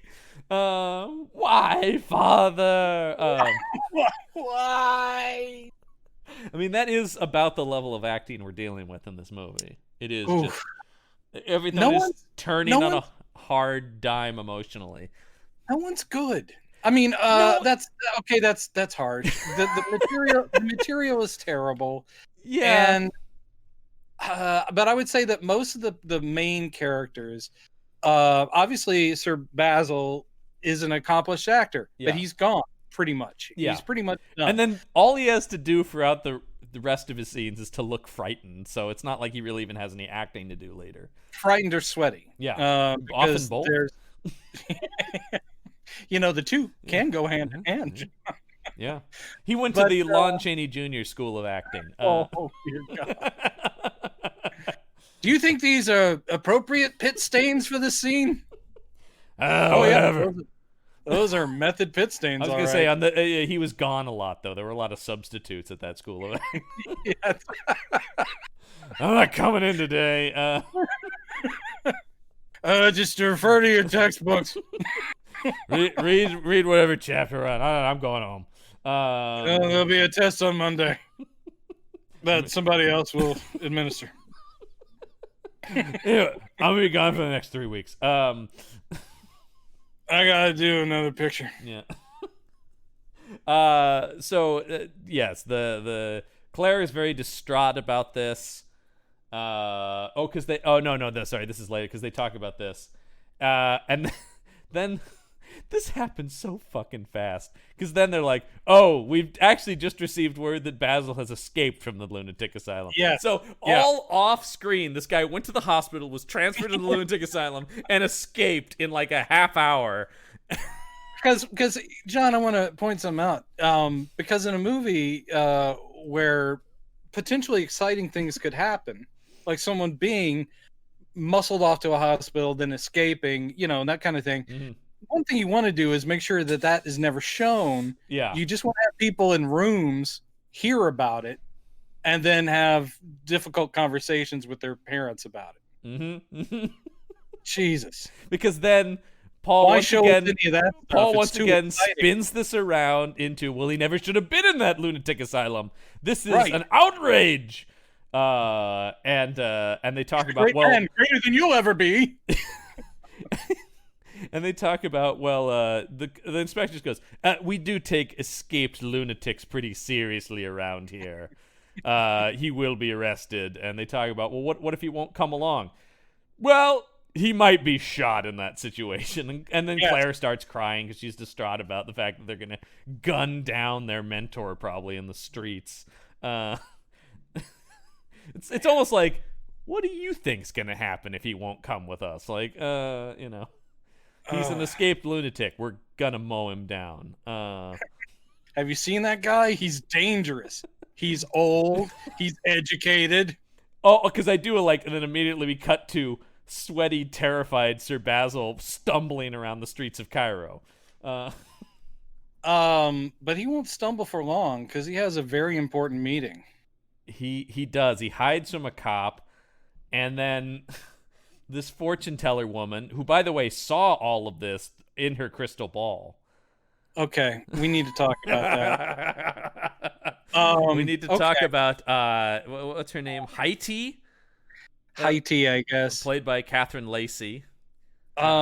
She is, as we've already stated, a cartoonish, very cartoonish, sort of stereotypical fortune teller lady. Mm-hmm. Doesn't seem very Egyptian. She has a crystal ball. That is the laziest trope in the world. Mm-hmm. And what's even better, we get to look in that crystal ball as the audience, in which we see essentially just basically someone's monitor feed right there. Yeah. The video feed. Yeah. It is just check the cameras. footage from the movie. She's watching basically a director cut. Yeah, a character is watching the movie for parts of this film. Oh, God. I better check back in with the film. Let's see what's up. Oh, he's escaped from the lunatic asylum. God, I'm hating this. I just want her to pull out a box of popcorn. I wonder where this is going. Yes. Not with those teeth. Yeah. Can I just say that I thought talking about this movie and mocking it with you would make me feel better about it. Like somehow I'm exercising the evil spirit. It's just making me feel grosser and grosser. Yeah. Because I hate this so much. By the way, Catherine Lacey was in Hitchcock's The Lady Vanishes from 1938. She is another one of the ones that had an actual career. Oh, and I mean, a lot of credits. Over a long period of time here. She's also in the where was it here? 1970s The Private Life of Sherlock Holmes, the Billy Wilder movie. I enjoy that one quite a bit. I like that movie, yeah. So I can only say that here she took a paycheck and had a fun time. Yeah, by the way, she is the other thing the scholars talk about. This performance is just, it really haunts you. You know, it's really creepy and bone-chilling in every scene she's in. I mean, sort of. Because it's more incongruous than it is scary to me, though. Because I was off kilter only because I'm like, what does this have to do with anything I've been watching? There's that. Yeah. I thought it was the thing I thought was interesting about it, and again, that's overstating it. But just the fact that you have a character who is doing the ominous, I'm a fortune teller and I'm going to tell you the bad stuff. Actually gleefully say things like, oh no, you're going to die, literally in just a few minutes. I was like, okay, it's got a balls to the wall. It's not like, I see a terrible future for you. She just starts cackling and going, oh, don't worry, you're going to be dead soon. Yeah, very soon. And then like in like the next 3 minutes. Then it's like, wow, the guardian of the tomb comes in. Yeah. And it's like that's my son.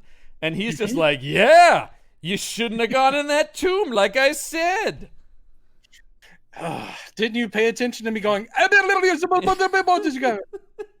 You had that hot blonde who was translating. You heard me. Don't pretend like you didn't see this coming. And he says, you're going to be punished. And then the others will die one by one. Cut to the mummy who's in the museum. And I guess after saying, you're going to be punished for this guy immediately went, I have to go, and then ran down to the museum to bring the mummy to life. Yeah, it is very quick. Yeah, he runs the museum, and he picks up the shroud, and he starts doing his whatever prayer to the mummy. This one, the prayer to the mummy is very specific. It's not jibber jabber, just made up. Now, I'm sure it's completely made up. And it's totally made up, but it's not the ranting ramblings that he had earlier. No, and if you guys didn't catch it this first time, you will hear it 18 more times before the movie's over. I started being able to pick out some of the words from it because we keep coming back to it. Well, because it is at one point he says a word that says soda. Yeah, and I was like, "Oh, soda's in there. Good." And like, and then he went, "Yeah, you know what? I'm kind of parched. Let me go get a soda." You know what? I like a Pepsi. Yeah. Oh, I see. Thanks, here. Sponsored by Pepsi. Actually, that was probably some sort of subliminal thing to send people to the concession stand. If you listen to it real close, he's just going 7-Up, Dr. Pepper, Coca-Cola, Pepsi. Like, popcorn with butter, popcorn, jujubes.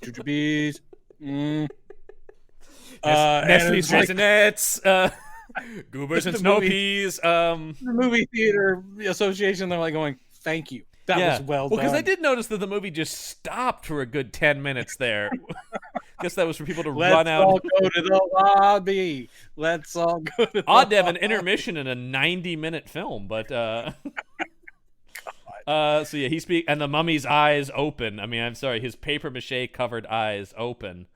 And they try to do a couple of things with this where for some close-ups there's a thing at the end we'll talk about, but they do a close-up of the face, and they're trying to imply, oh, it's crusted over, it's got dirt and sand and stuff. Right. So it's clearly like a loose clay thing, and they have the fake eyelids open, and there are fake eyes inside of it, and you see dust and dirt falling from it. And I'm like, that's cute. And if you had not focused on it for so long, it might have worked.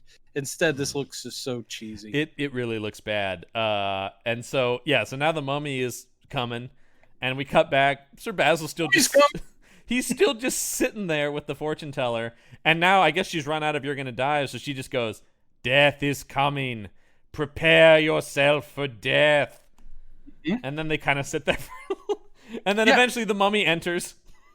Yeah, literally just walks into the place. Yeah, walks into the place and grabs Sir Basil's head, and close on the fortune teller's eyes as she's like, "Do it."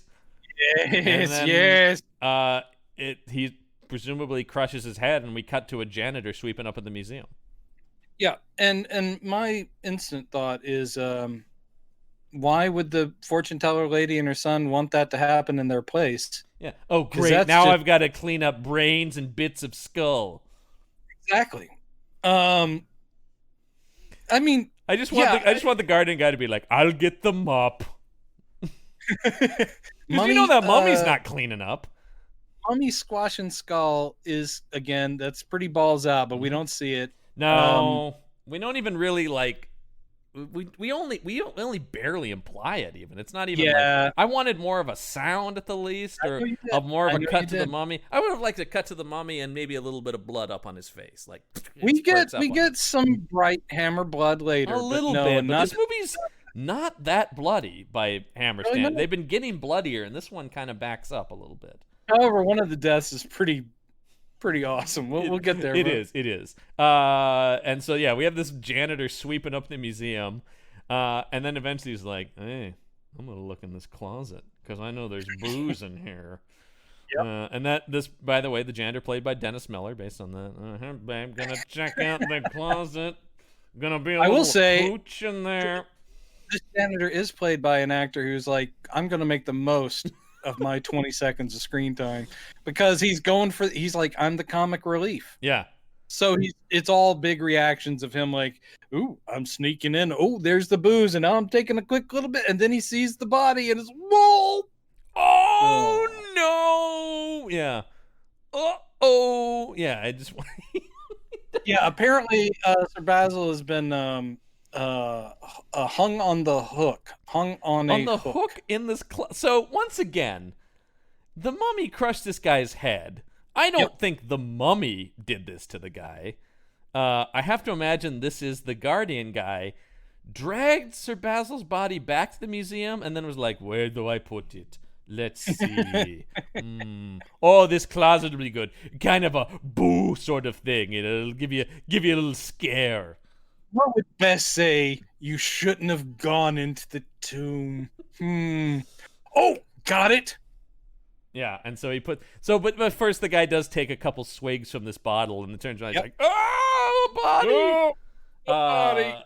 And so then you have Mr. Preston talking to the police, also going, "Body, clearly a body double." Yeah. Build and the hands. We don't see the head or face of the body. I'm like, that's not. Andre Morel was long out of there. As soon as they called cut on that death scene, he's like, "Well, that's it. I already have my bags packed and I'm leaving." But we need to hang you on the hook. No, I'm done. Check my contract Not again. a minute after 5:00. There's nothing about hook hanging. Mm-hmm. That was back in the days when they worked 8:30 to 5:30. Yep. Gotta get home to life. So Preston's talking to the police, and they're like, "We're gonna need you to identify the body, sir, and it's not a pretty sight." Yeah. And so he does. He goes, "Yes, that's Sir Basil." And he talks about the shroud is also missing. So I guess they came and killed Sir Basil and stole that shroud. Yeah. And this one cop is just like, "Oh no, I know what's going on." And then, boy, wouldn't you believe it, Paul comes busting in here and he goes, "You had him killed, didn't you? I know you did. Yep. You did this, you son of a bitch. I just hate you, Daddy. I hate you. I hate you. I hate you." Can I have some more money? For my expeditions. Yeah. Has nothing to do with me and Claire and a trip. No. Just turns to turns into the Parks and Rec thing with Jenny Slate. Money, please. Please. Um, Mona Lisa. Yeah, Mona Lisa Saperstein. Yeah, and her brother Jean Ralphio. They're the worst. The worst. Yeah. So then Preston's like, yes, and so he goes back to his suite with his wife. He goes, "We're leaving right now. We're getting out of here." The 85 "we're leaving right now" scenes. The 85. This time we really are leaving. Book me passage, Long Barrow. It didn't work that time. How about you go back and get me tickets now? Jesus. And the wife is like, well, they did warn you about that curse. She's got the same face, and he's like going, "Well, if the curse is true, we're in for it." She goes, "No, maybe you, but I never went in that tomb, so I hope you die." And it's true, she does survive. Yeah, she's like, well, I'm not going. Spoilers. And she talks about. He goes, "We're leaving." She's like, "I'm not going anywhere. Well, I care. I'm not going anywhere. Yeah. I'm staying right here." Yeah. I guess because she's concerned about her son, maybe, who's also not going to leave. She does say, "I won't go unless you tell me that Paul and Claire." By the way, are they a couple? It's just implied. It's just so implied. unclear. They never have a scene. They never kiss. They never have a romantic scene. Yet they're always grouped together. It's always the two of them as a duo. So I assume they are, but there's nothing in the movie that makes it even close to explicit. I think mainly because she's not good. She's not a good really actor. Bad. To be fair, she has like 4 acting credits. So right. So I don't think she could have pulled off anything more than she pulls off. I'm gonna have to go back and watch Witchfinder General again to see who she is in it and if she's any better. I doubt it. I doubt she has a line of dialogue, or she has have a name. She plays a character named Elizabeth in it, so she's not like Lady Number 2 or something like that, you know. Witch Number 3. I found them. I found the witches. 1, 2, 3. Yeah. There they are. Yes, the 3 witches. I found them. My job is done. My job is done. Check them for the mark of the devil. I must be on my way. Yeah. Anyway, on to the next town.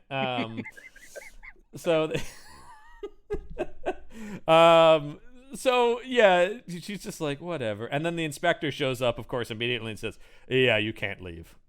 And he's like, "What? This is preposterous. What about my rights?" And he says, "I'll arrest you if you try to leave." And once again, the wife's like, "That must be terrible for you having things not go your way." That was okay. She gets a good dig in. Yeah, I know. Again, with the same look on her face that she's had for the entire film. Yeah, I mean, this character is kind of funny to me only because it's funny to see supernatural goings on and a character who's nonplussed by everything. Yeah, could be a funny character in a better movie. Yeah, and had some levels within that. Like I said, I would have liked to have seen her have a different energy around the sun. I would have liked that to would have seen been nice. Concern. Yeah. Instead of just this wiltering. Because even her, "I won't leave unless Paul and Claire," it's more just like, "I guess you won't be taking Paul and Claire then." Yeah, it's more spiteful towards the husband. Yeah. Everything's directed at the husband and has nothing to do. Paul and Claire. Yeah. Is she Dennis Miller now? Yeah. Hey, pal, all right? I know we're married, okay, buddy, but I know what you really like, am I right? I sure hope you die soon. Yeah. Anyway, I was in the middle having some tea with Yasser Arafat. Oh, dear God. So, yeah. Claire then asks if she says, "Harry, didn't you take a photo of us holding up the shroud? Harry, aren't you still in this movie?" That's right. That was hilarious because at this point you're like going, shit, there was another guy. And we did see he did take a photo of them holding up the shroud. She goes, "I'd like to, since the shroud is missing, I would like to get another read on that and see if I can figure out what's going on here." And he goes, "Well, yes, I'll go back to my lab and make you a print real quick." Yeah, now that I've reminded everyone I exist, I will away to my lab. And so then on the way out of this conversation, like she's going back into the hotel, the old gypsy woman bumps into her and hands her her business card. So now Claire has a business card for the fortune teller.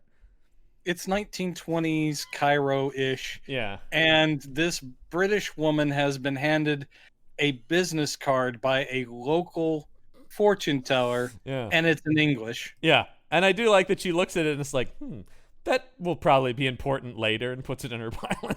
Oh, God. It's just like the writing in this thing. The writing. Well, they wrote it in 5 days apparently. So you know, yeah. And even still, it should be better, because this does feel like, well, wait, how does Claire know where the fortune teller is later in the movie? Oh, let's put in a scene where she gets slipped a business card.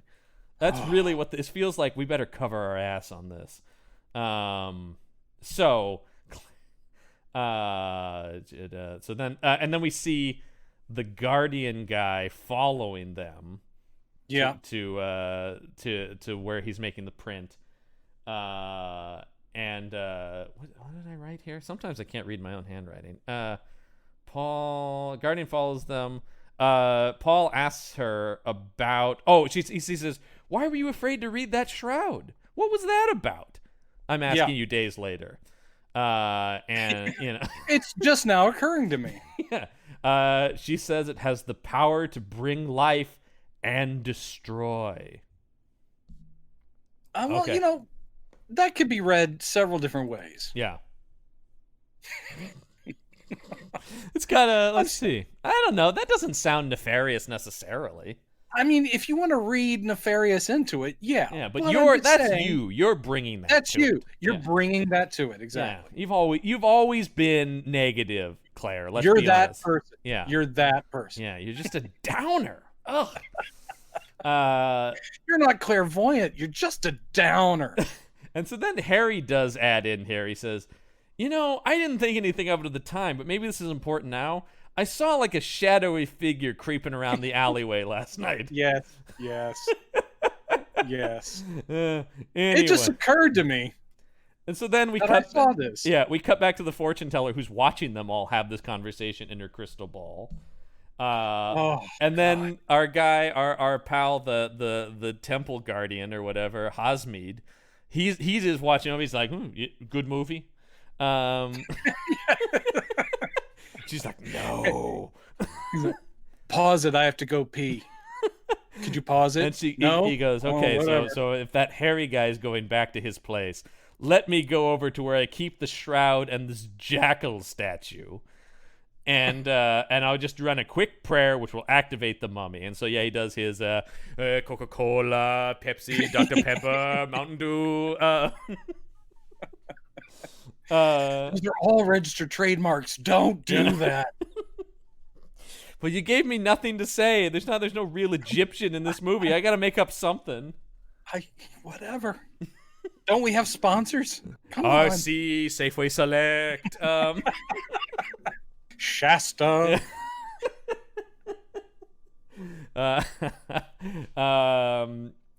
So he prays and that activates the mummy. Which I once again, you're just like, can't the mummy just be out there stalking around? Why do we have to activate it? We need a scene where he pulls back the curtain, gets on his knees, starts this prayer every time we need the mummy every to do single anything. time.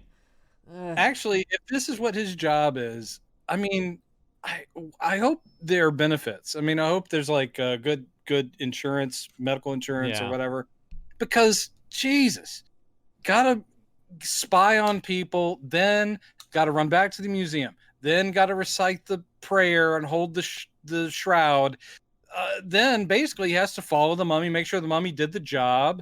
It's just stupid. It is. There's just a lot of, like let's go. There's no pacing here. So Harry's back in his room, I guess. He's made a little makeshift photo lab. And I do like, we see Harry in the photo lab, and then we just cut to the empty sarcophagus in the museum. It's like, I guess the mummy's out. Well, and you see the empty sarcophagus again in the crystal ball, Mm-hmm. and you cut to again a close up of her going, "Yes, yes." Do it. It's like it's happening. Oh shit! Yeah. Here it comes. Oh, it's about to Watch happen. out! Here comes that mummy. Here comes that mummy. So the mummy sneaks in. We see his hand come around a curtain very slowly. Mummy Ugh. hand. And then, yeah, Harry. A pretty good shot is Harry looking in the chemical bath and seeing the reflection of the mummy behind him. That's not bad. Once again, this is a director who does have some visual understanding of filmmaking. Like, he does have some interesting ideas. And he's just praying that everyone's being forgiving. But then you take one look at this fucking mummy and you're like, oh my God. It is, oh God, it's I can't stress how cheap this thing looks. And Harry's initial reaction, he goes, and he grabs a vial of chemicals and throws it at the mummy's chest, which does nothing. All right. I have problems. There's a lot of, when we cut to the end, when we get to the end. Yeah.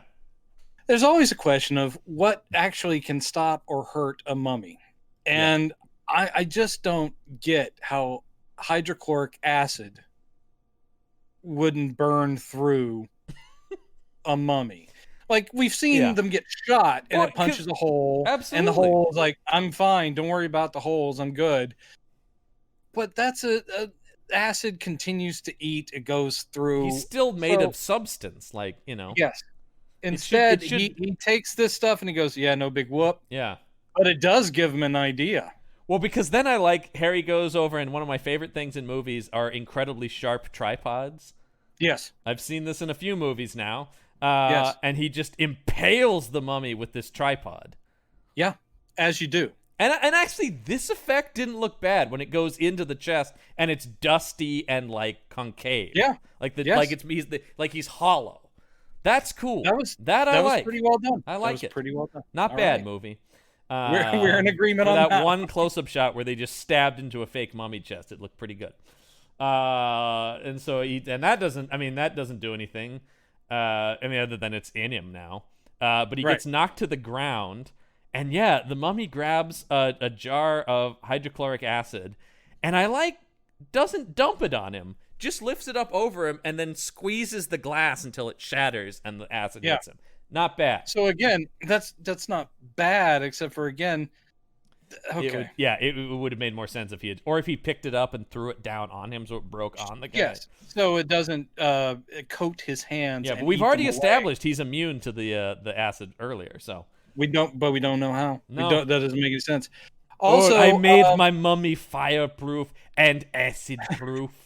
Also, he's 4,000 years old, and unless Housemeat or whatever his name is has taken him aside and gone, let me talk to you about firearms. They're a new thing. There's also I would have loved seeing some mummy gun training in this movie. Chemical products. These are things I should let you know about. Yeah. Because he picks up the thing, and I swear he looks at the label and goes, hydrochloric acid. This'll do the job. Also, of course, he turns the bottle to us, so that we can see. But it's he does a. There is a half second where he's choosing chemicals. Yeah. Ooh, that one'll do it. Oh yes, sir. So he pours it on our friend, the photographer, and that's not too good because we don't. They also linger on this where there's nothing to show. They're not doing effects of it eating through him. I wish they were. I know. They just have some smoke. Yeah. You're like, and the guy's writhing around going, I'm burning. I am burning from the acid that was thrown on me. Again, I thought that was weak. You should not actually have characters saying that. I'll stab you with this sharp tripod. Oh no, that didn't work. Yeah, I felt the dialogue was a little on the nose. And then a fire breaks out. And my favorite part of this is the fire's breaking out, the guy's writhing around from the acid, and the mummy's like, well, I guess that does it for him. And he starts walking to the door, but he stops in the doorway and looks back and is just like, oh, yeah, he's burning up nice. Yeah. Yeah. Oh, he's gonna be a crispy critter. That's good stuff. Job satisfaction. That's Yeah. what it's all about. Yeah, like it's first I'm he goes, feeling I better good." just make sure. Oh yeah, he is in flames. Nice work, mummy. Apparently, that is what acid does. You earned that after work drink today, pal. God. And that after work drink, by the way, is a Tana Leaf cocktail. It is, and it'll be pressed up against the drawn-on mouth on this fucking paper mache mask. Now we better put a mouth on him here. Let me get my pen out. I hate this makeup so badly. Now here's what they talked about the transition with the composer, that it does dissolve to the newspaper headline of second person dead in mummy curse killings. Yeah. And Preston's like, okay, now we really have to leave. Now we really got to get out of here, because now this shit this shit just got real from Bad Boys 2. Yeah. I wasn't expecting a Bad Boys 2 reference. This shit I just might got need real. I didn't know might need Martin a Lawrence couple was even minutes. alive to be in this, but there he was. How old was he? Maybe not born. No, he would have been like 4 or 5. Come on, he's older than me. I like that we're spending most of this time looking up modern actors, how old they are. Martin Lawrence. We are approaching. He would have been 2 years old.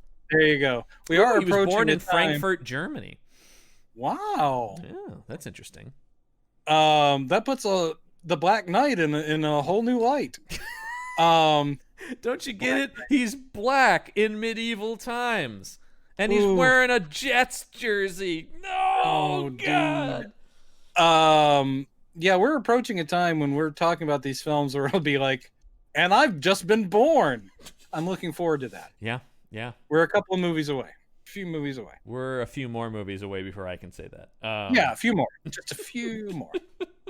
It won't be any of the Hammer films, I'll tell you that. Nope. So, so he's dead. The newspaper headline, Preston says, we got to get out of here. And Barbara's once again, well, I'm not going to go. You can go. Yeah, I'm not going. And he goes, fine. Long bottom, Yeah. long barrel. Sorry. Sorry, I got my Harry Potter mixed in. He says, long barrel, make it 1 ticket. And this is the crushing blow, because long barrel's like, wait, are you not taking me with you? Will you take me back, sir? Because the whole thing with Long Barrow is he's been desperate to get the fuck out of Egypt this whole time. And this he's been first time very he says, excited. he's like, okay, fine, get yourself a ticket. Yeah, the first time before the inspector said you can't go. No, this time he does, because this is where he sends him to get the ticket. But then the inspector will catch him, and then there's yet another time that he sends him to get tickets. Oh God, that's right. There's like 3 go get ticket scenes. Yeah. Yep. Right. And so then Longbarrow's like, oh goody, we're all going back to England. And he sees Paul and Claire in the lobby of the hotel, and he goes, good news, I'm getting us all tickets to go back to England. And Paul's like, whoa, I'm not going. Claire's not going. I'm not going. What the fuck are you talking about? Again, daring choice of language in this 1967 film. What the fuck are you talking about, Long Barrow? The fuck you say, you weird little glasses wear? Dear. I've never heard such language. And so then Paul has to immediately run up to his dad's suite and being like, yeah, I just talked to your little lackey downstairs. We're not going back to England, pal. And then he does say, do you honestly think whatever's going on is just going to let you go because you went to England? It's going to follow you to England and kill you there, too. Best to face it here while we're all together. You know. I don't agree with that sentiment, because I want to see the mummy booking passage, the mummy on a plane, the mummy getting to England, please. I guess it wouldn't be a plane. Well, it could have been a plane. Oh, I like the idea of him being on the plane. I ordered the kosher meal. Yes, stewardess, what's today's in-flight movie? Hopefully a mummy picture. It's F.W. Murnau's Nosferatu. Oh, boy. I've had my run-ins with the vampires. Don't care for them. This is the Mummy, the movie that we were promised and we didn't I know. get. The international traveling mummy. So the police catch Longbarrow on his way to buy these tickets, and he's like, "Oh dear, oh no." And so then he brings Longbarrow back to Preston, and he goes, "I'm sorry.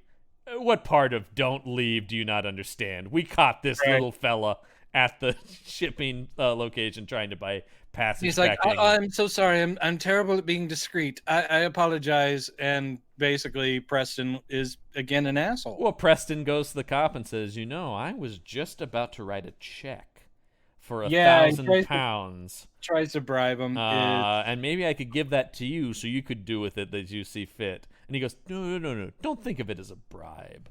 And of course, this guy, too good a cop. This is a pure, honest. I love the inspector is such a non-character, but he's in the movie a lot. He's not even given a name. He's just inspector, and yet he's in tons of scenes. Yep. It doesn't matter. And so then he leaves, and so then he goes, Longbarrow, go back after dark and buy the tickets for the boat. The police won't be out then. They'll have gone home. And Longbarrow says, well, should I get one for myself this time? And he's like, no. Oh, dear. Yeah. This time he's like, you fucked up, buddy. And the look on Longbarrow's face. Michael Ripper does a fine job with this character. You feel bad for him. So bad that when he died, I was like, what the fuck, movie? Just keep shitting on Longbarrow. Yeah. I mean, he dies before Preston does. I know. Spoiler alert, Longbarrow dies. Yeah. So sorry, listeners. We have a scene where Paul and Claire are talking to the inspector at the crime scene, and the inspector's like, look, I don't know what's going on. I have a suspicion it's something supernatural, but I can't officially say that because that would be crazy. Yeah. And all this is just to get us enough time for the assistant to wake up, having set his alarm so he can get up in the middle of the night. But he knocks his glasses off of his side table, and he's crawling around on the floor. John, don't tell me that at some point you hear a crunching sound, and then he realizes he broke his glasses. He does, and I love his line when he picks up the broken glasses. He goes, oh dear, what a terrible thing to do. I know. I'm just so mad at myself for doing that. Oh dear, I'm going to underline this for the audience. And the key here is he'd been sleeping in a mosquito net, under a mosquito net, and the door to the place opens, and it's the mummy, who we see from Longbarrow's perspective, and he's blurry because he doesn't have his glass on, which is something, oh my god, the film scholars in the documentary talk about how brilliant this scene is. It really adds to the terror. I don't know about just that. Just out of focus shots because he's not wearing his glasses. The only thing it does is it slightly obscures the horrible makeup job. I think that was the intent. It had nothing to do with like, we're putting you in Longbarrow's shoes instead of. I do love the way the mummy is mixing up his kills, and the way he kills Longbarrow is he gets him on the bed, wraps him up in the mosquito net, and then he punches out the window first. He punches the glass out of the window. Yes. And then he just chucks Longbarrow out the window onto the street. I loved it. I loved this kill. This is my favorite kill in the movie. Me too. I thought, a terrible thing because Longbarrow is a sympathetic, poor little fucker. But the kill is just so weirdly brutal and fast. It is weird that he smacks the window out first, but that's my favorite bit. Is he's holding him in one arm, and with his other hand, he's just like, but chucking him bodily out the window in a mosquito net bag. Yeah, and then he hits like the middle of a fountain or something. On it's just like, oh god damn. So I did like that one. Yes. So we cut back. Bravo movie, bravo. Yeah, it's the one moment where I was like, all right, well done, Mummy Shroud. Well, I was also happy when Preston gets it. It's not as good a kill. It's not nearly as good a kill, but it was well deserved. Yeah. Yes, indeed. And inevitable.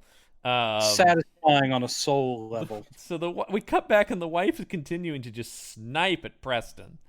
When they come back in, and he's packing his things.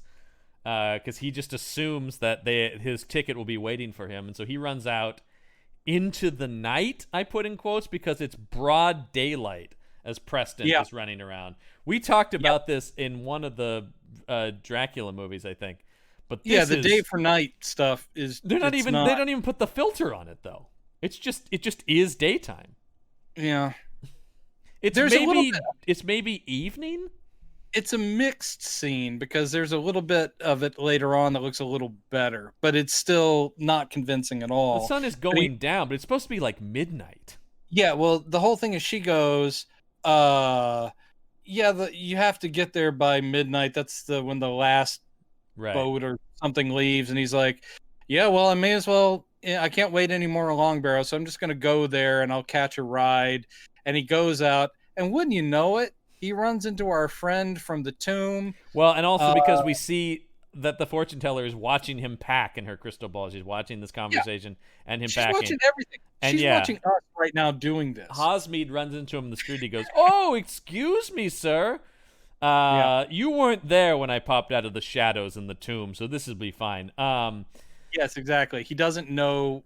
Preston doesn't know who this is. And he talks about what? Do you need a cart or whatever to the? Yeah, you need a cab. You need a ride. Yeah. Well, my brother lives just a couple doors down. He has one, and he'll get you there.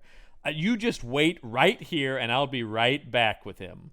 You wait right here, and he gives him money. In this spot. He goes. Well, I can give you £10 if I. He goes. Oh, my brother would want 20.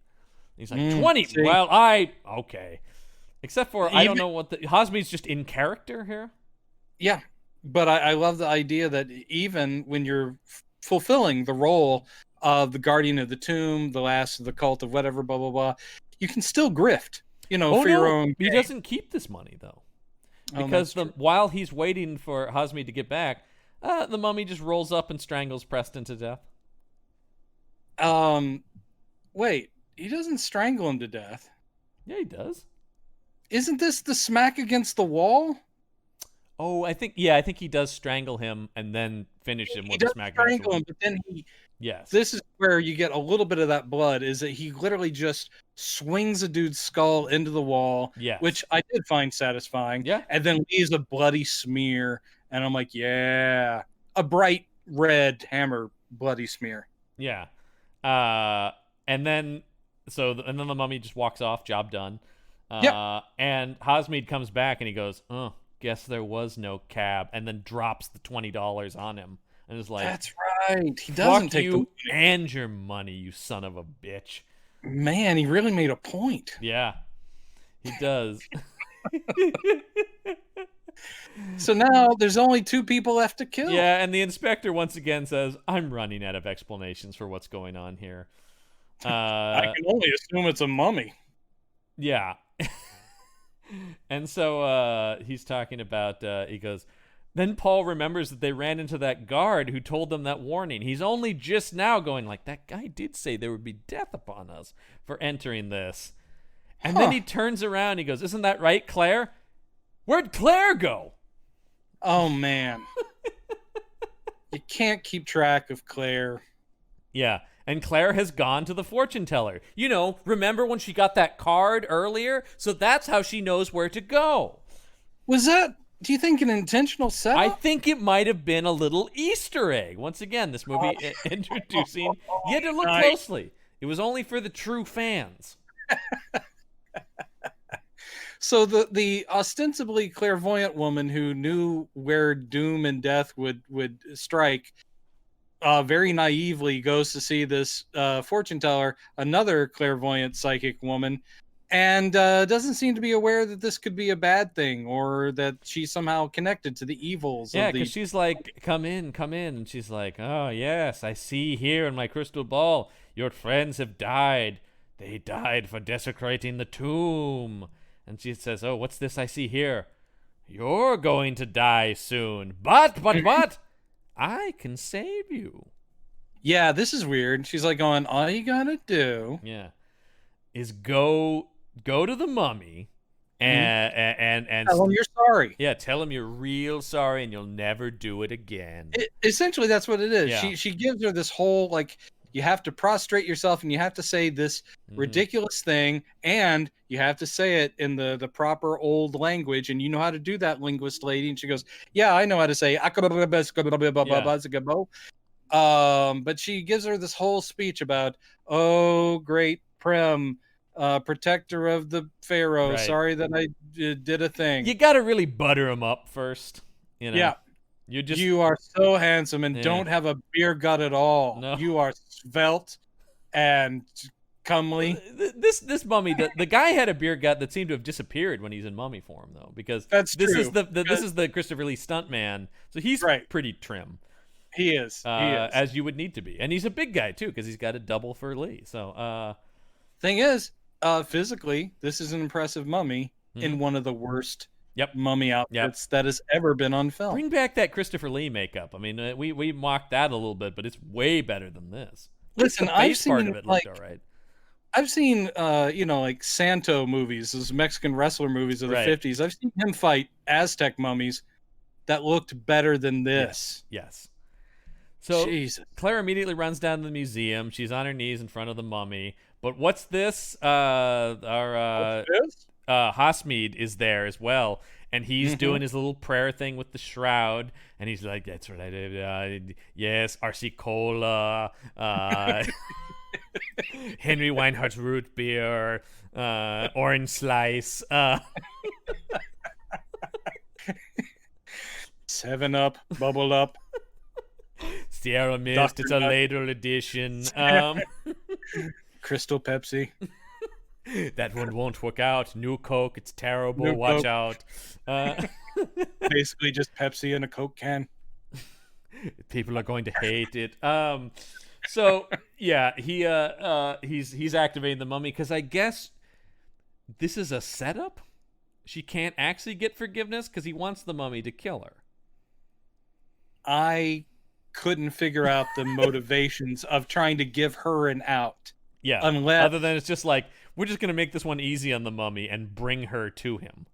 Either that, or weirdly, maybe fortune teller lady is sympathetic towards other clairvoyant lady. Like maybe that she would have been nice survive. If they had made that like, I sense something about you. You have the gift. You have the shining. Yes. But maybe it's sort of like, Paul should die, but I'll let you off the hook. You're you too just have pretty. To say this stuff. You're too pretty. Your eyebrows do this weird thing. Yeah. So by all means, you shouldn't be strangled or you do have to marry my weird son. Yes, even with those bad teeth that have been really make-upped, just eyebrow pencil all over the teeth. Just wipe those off, and you'll be good. Just wipe those off. That's all that is. Have you been chewing my eyebrow pencils again? No. So while the mummy's coming to life at this exact moment, Paul and the inspector rush in, and at this point, Hasmeed just going, "Kill her! Kill her! Kill her!" Because she does get out the "I'm very sorry" thing. She does. She does. So there is a slight moment of hesitance. The mummy wakes up and then is like, I don't know if I'm supposed to kill her or not. Is that a thing? Did that count? Was that enough? Hasmeed she seems pretty sincere about it, Hasmeed. He's like, you know what? No, kill her. Kill her. Yeah. Kill her. And then Paul is there. Paul runs in. He pushes her out of the way of the mummy. So now the mummy's attacking Paul. But Paul grabs what isn't an axe. It looks like a little hatchet off the wall. Yeah. And he puts this in the mummy's chest, and now that's just stuck there because that didn't do anything. And now the inspector's just shooting the mummy again and again and again. Oh, this cracked me up because the mummy is grappling with Paul. The inspector from behind shoots the mummy. Shoots the mummy like twice. What do we know about bullets and mummies? They go right through them. Yeah. And I'm like, oh, Paul's got to be just riddled with bullets. Yeah. I would have loved it if Paul would have gone, and fallen over dead. So that didn't Claire is trying to stop the mummy, and Hasmeed, in a very dickish way, is like, oh, he holds up the shroud. Only he who holds the shroud has the power to destroy, he says. And so then... See, literally, it's the end of the movie before this little nugget is dropped on. It's like, it has to be whoever's holding the shroud. And we're like, oh, final piece of the And puzzle. so what I Great. like though is he says this, and the inspector like stops you the mummy and goes, "Oh," and just shoots Osme twice. Yes. Yeah, it's almost an Indiana Jones with the sword wielder. Because Only like, he who holds the shroud Oh, can control the mummy. bang, bang, Bang, bang. bang. Oh, damn! I shouldn't have said that. and then of course Claire grabs the shroud. Says the she, bloody blah blah. she says the bloody blah blah. Yeah. And then The- the mummy Disintegrates. disintegrates pretty graphically and long. Yeah. They were proud of this effect. I actually didn't. I thought this was one of the more. It's not the greatest effect, but it is one of the more interesting ways to see a mummy go out. What they had done was they had built like a clay and dirt version of the mummy's head that inside of it also has like a skull, a fake skull, and spine. And so then they have the hands of the mummy coming up as if it's actually the mummy's hands, and starts clawing and crumbling the flesh away. Yeah. So it's pretty clever because you're seeing a mummy head being crumbled and the hands are doing it too, and then you see the skull under it, and it's all just falling into dirt and dust. It's okay. And you see the skeleton underneath it. Mm-hmm. But I keep going, wow, so really it crumbles away to everything except for those hands, which are not crumbling away because they have to finish crumbling everything else. Exactly. And then I like, after this has happened, Claire just puts the shroud back on the skeleton of the. She's almost just like, just gonna put this back here. Yeah, I'm just gonna put this right back on top of the little boy king. There you go. That should take care of all of this. Nice, snug as a bug in a rug. Gotta go. Yeah. Well, and we do, because the movie just ends right there. It just stops, like all of these. And again, there's no like, oh Paul, oh Claire. Nope, nothing of that. Mm-hmm. Well, Paul's dead from the bullets he took through the mummy, right? I wish that were true, because that would have actually given the end like a wow, really? Damn. Claire's the only survivor. The inspector's just like, I had no idea that would happen. By the way, I have a name, and then they just roll the credits. I would like to tell you my name. It's Mommy. John, can I just say I'm very proud of us, because we both watched the movie all the way through. Yes. And we just managed to talk about it for a good chunk of time. Yep. A little over 2 hours. We did it. We did it. This is one of the hardest times. Guys, you don't know how hard this show is. How hard we have to work sometimes, and this is one of those weeks. This was a tough one. We never have to talk about the Mummy Shroud ever again. We don't. I have a feeling we will mention it. Well, because right now it's the bottom of the barrel. Will anything get lower than this? We will be comparing it. There'll be movies where we're like going, so do you think Satanic Rites of Dracula is like, no, man, still Mummy Shroud. Still Mummy Shroud. This is going to be a tough one to find something worse than, really. I agree. This is the pits. Yeah. Well, next week, though, I've got some big news for you, Brendan.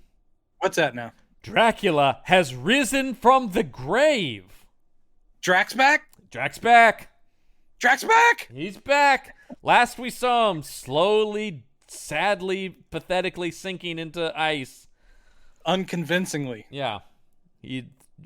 Christopher Lee was doing his best to slip and slide around there, but... and then they had some dummy makeup head underneath the plastic, and it didn't look anything like So we got to figure out how he's going to rise from that grave next week. I do look forward to it. Anytime it's Dracula, even shitty Dracula, give me some Drac. Absolutely. And Sir Christopher Lee. Sir Christopher Lee. He's going to be up to some shenanigans. I think he has dialogue in this one. I think he does too. I don't think any of the other. I don't think he's ever completely silent again, is he?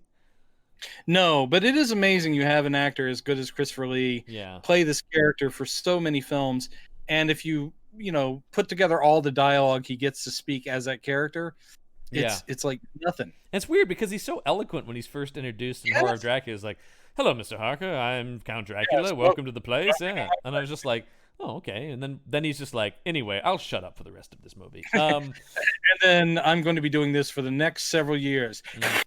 Yeah. And he's great at that. Yep. But anyway, we'll find out next week when he rises from the grave.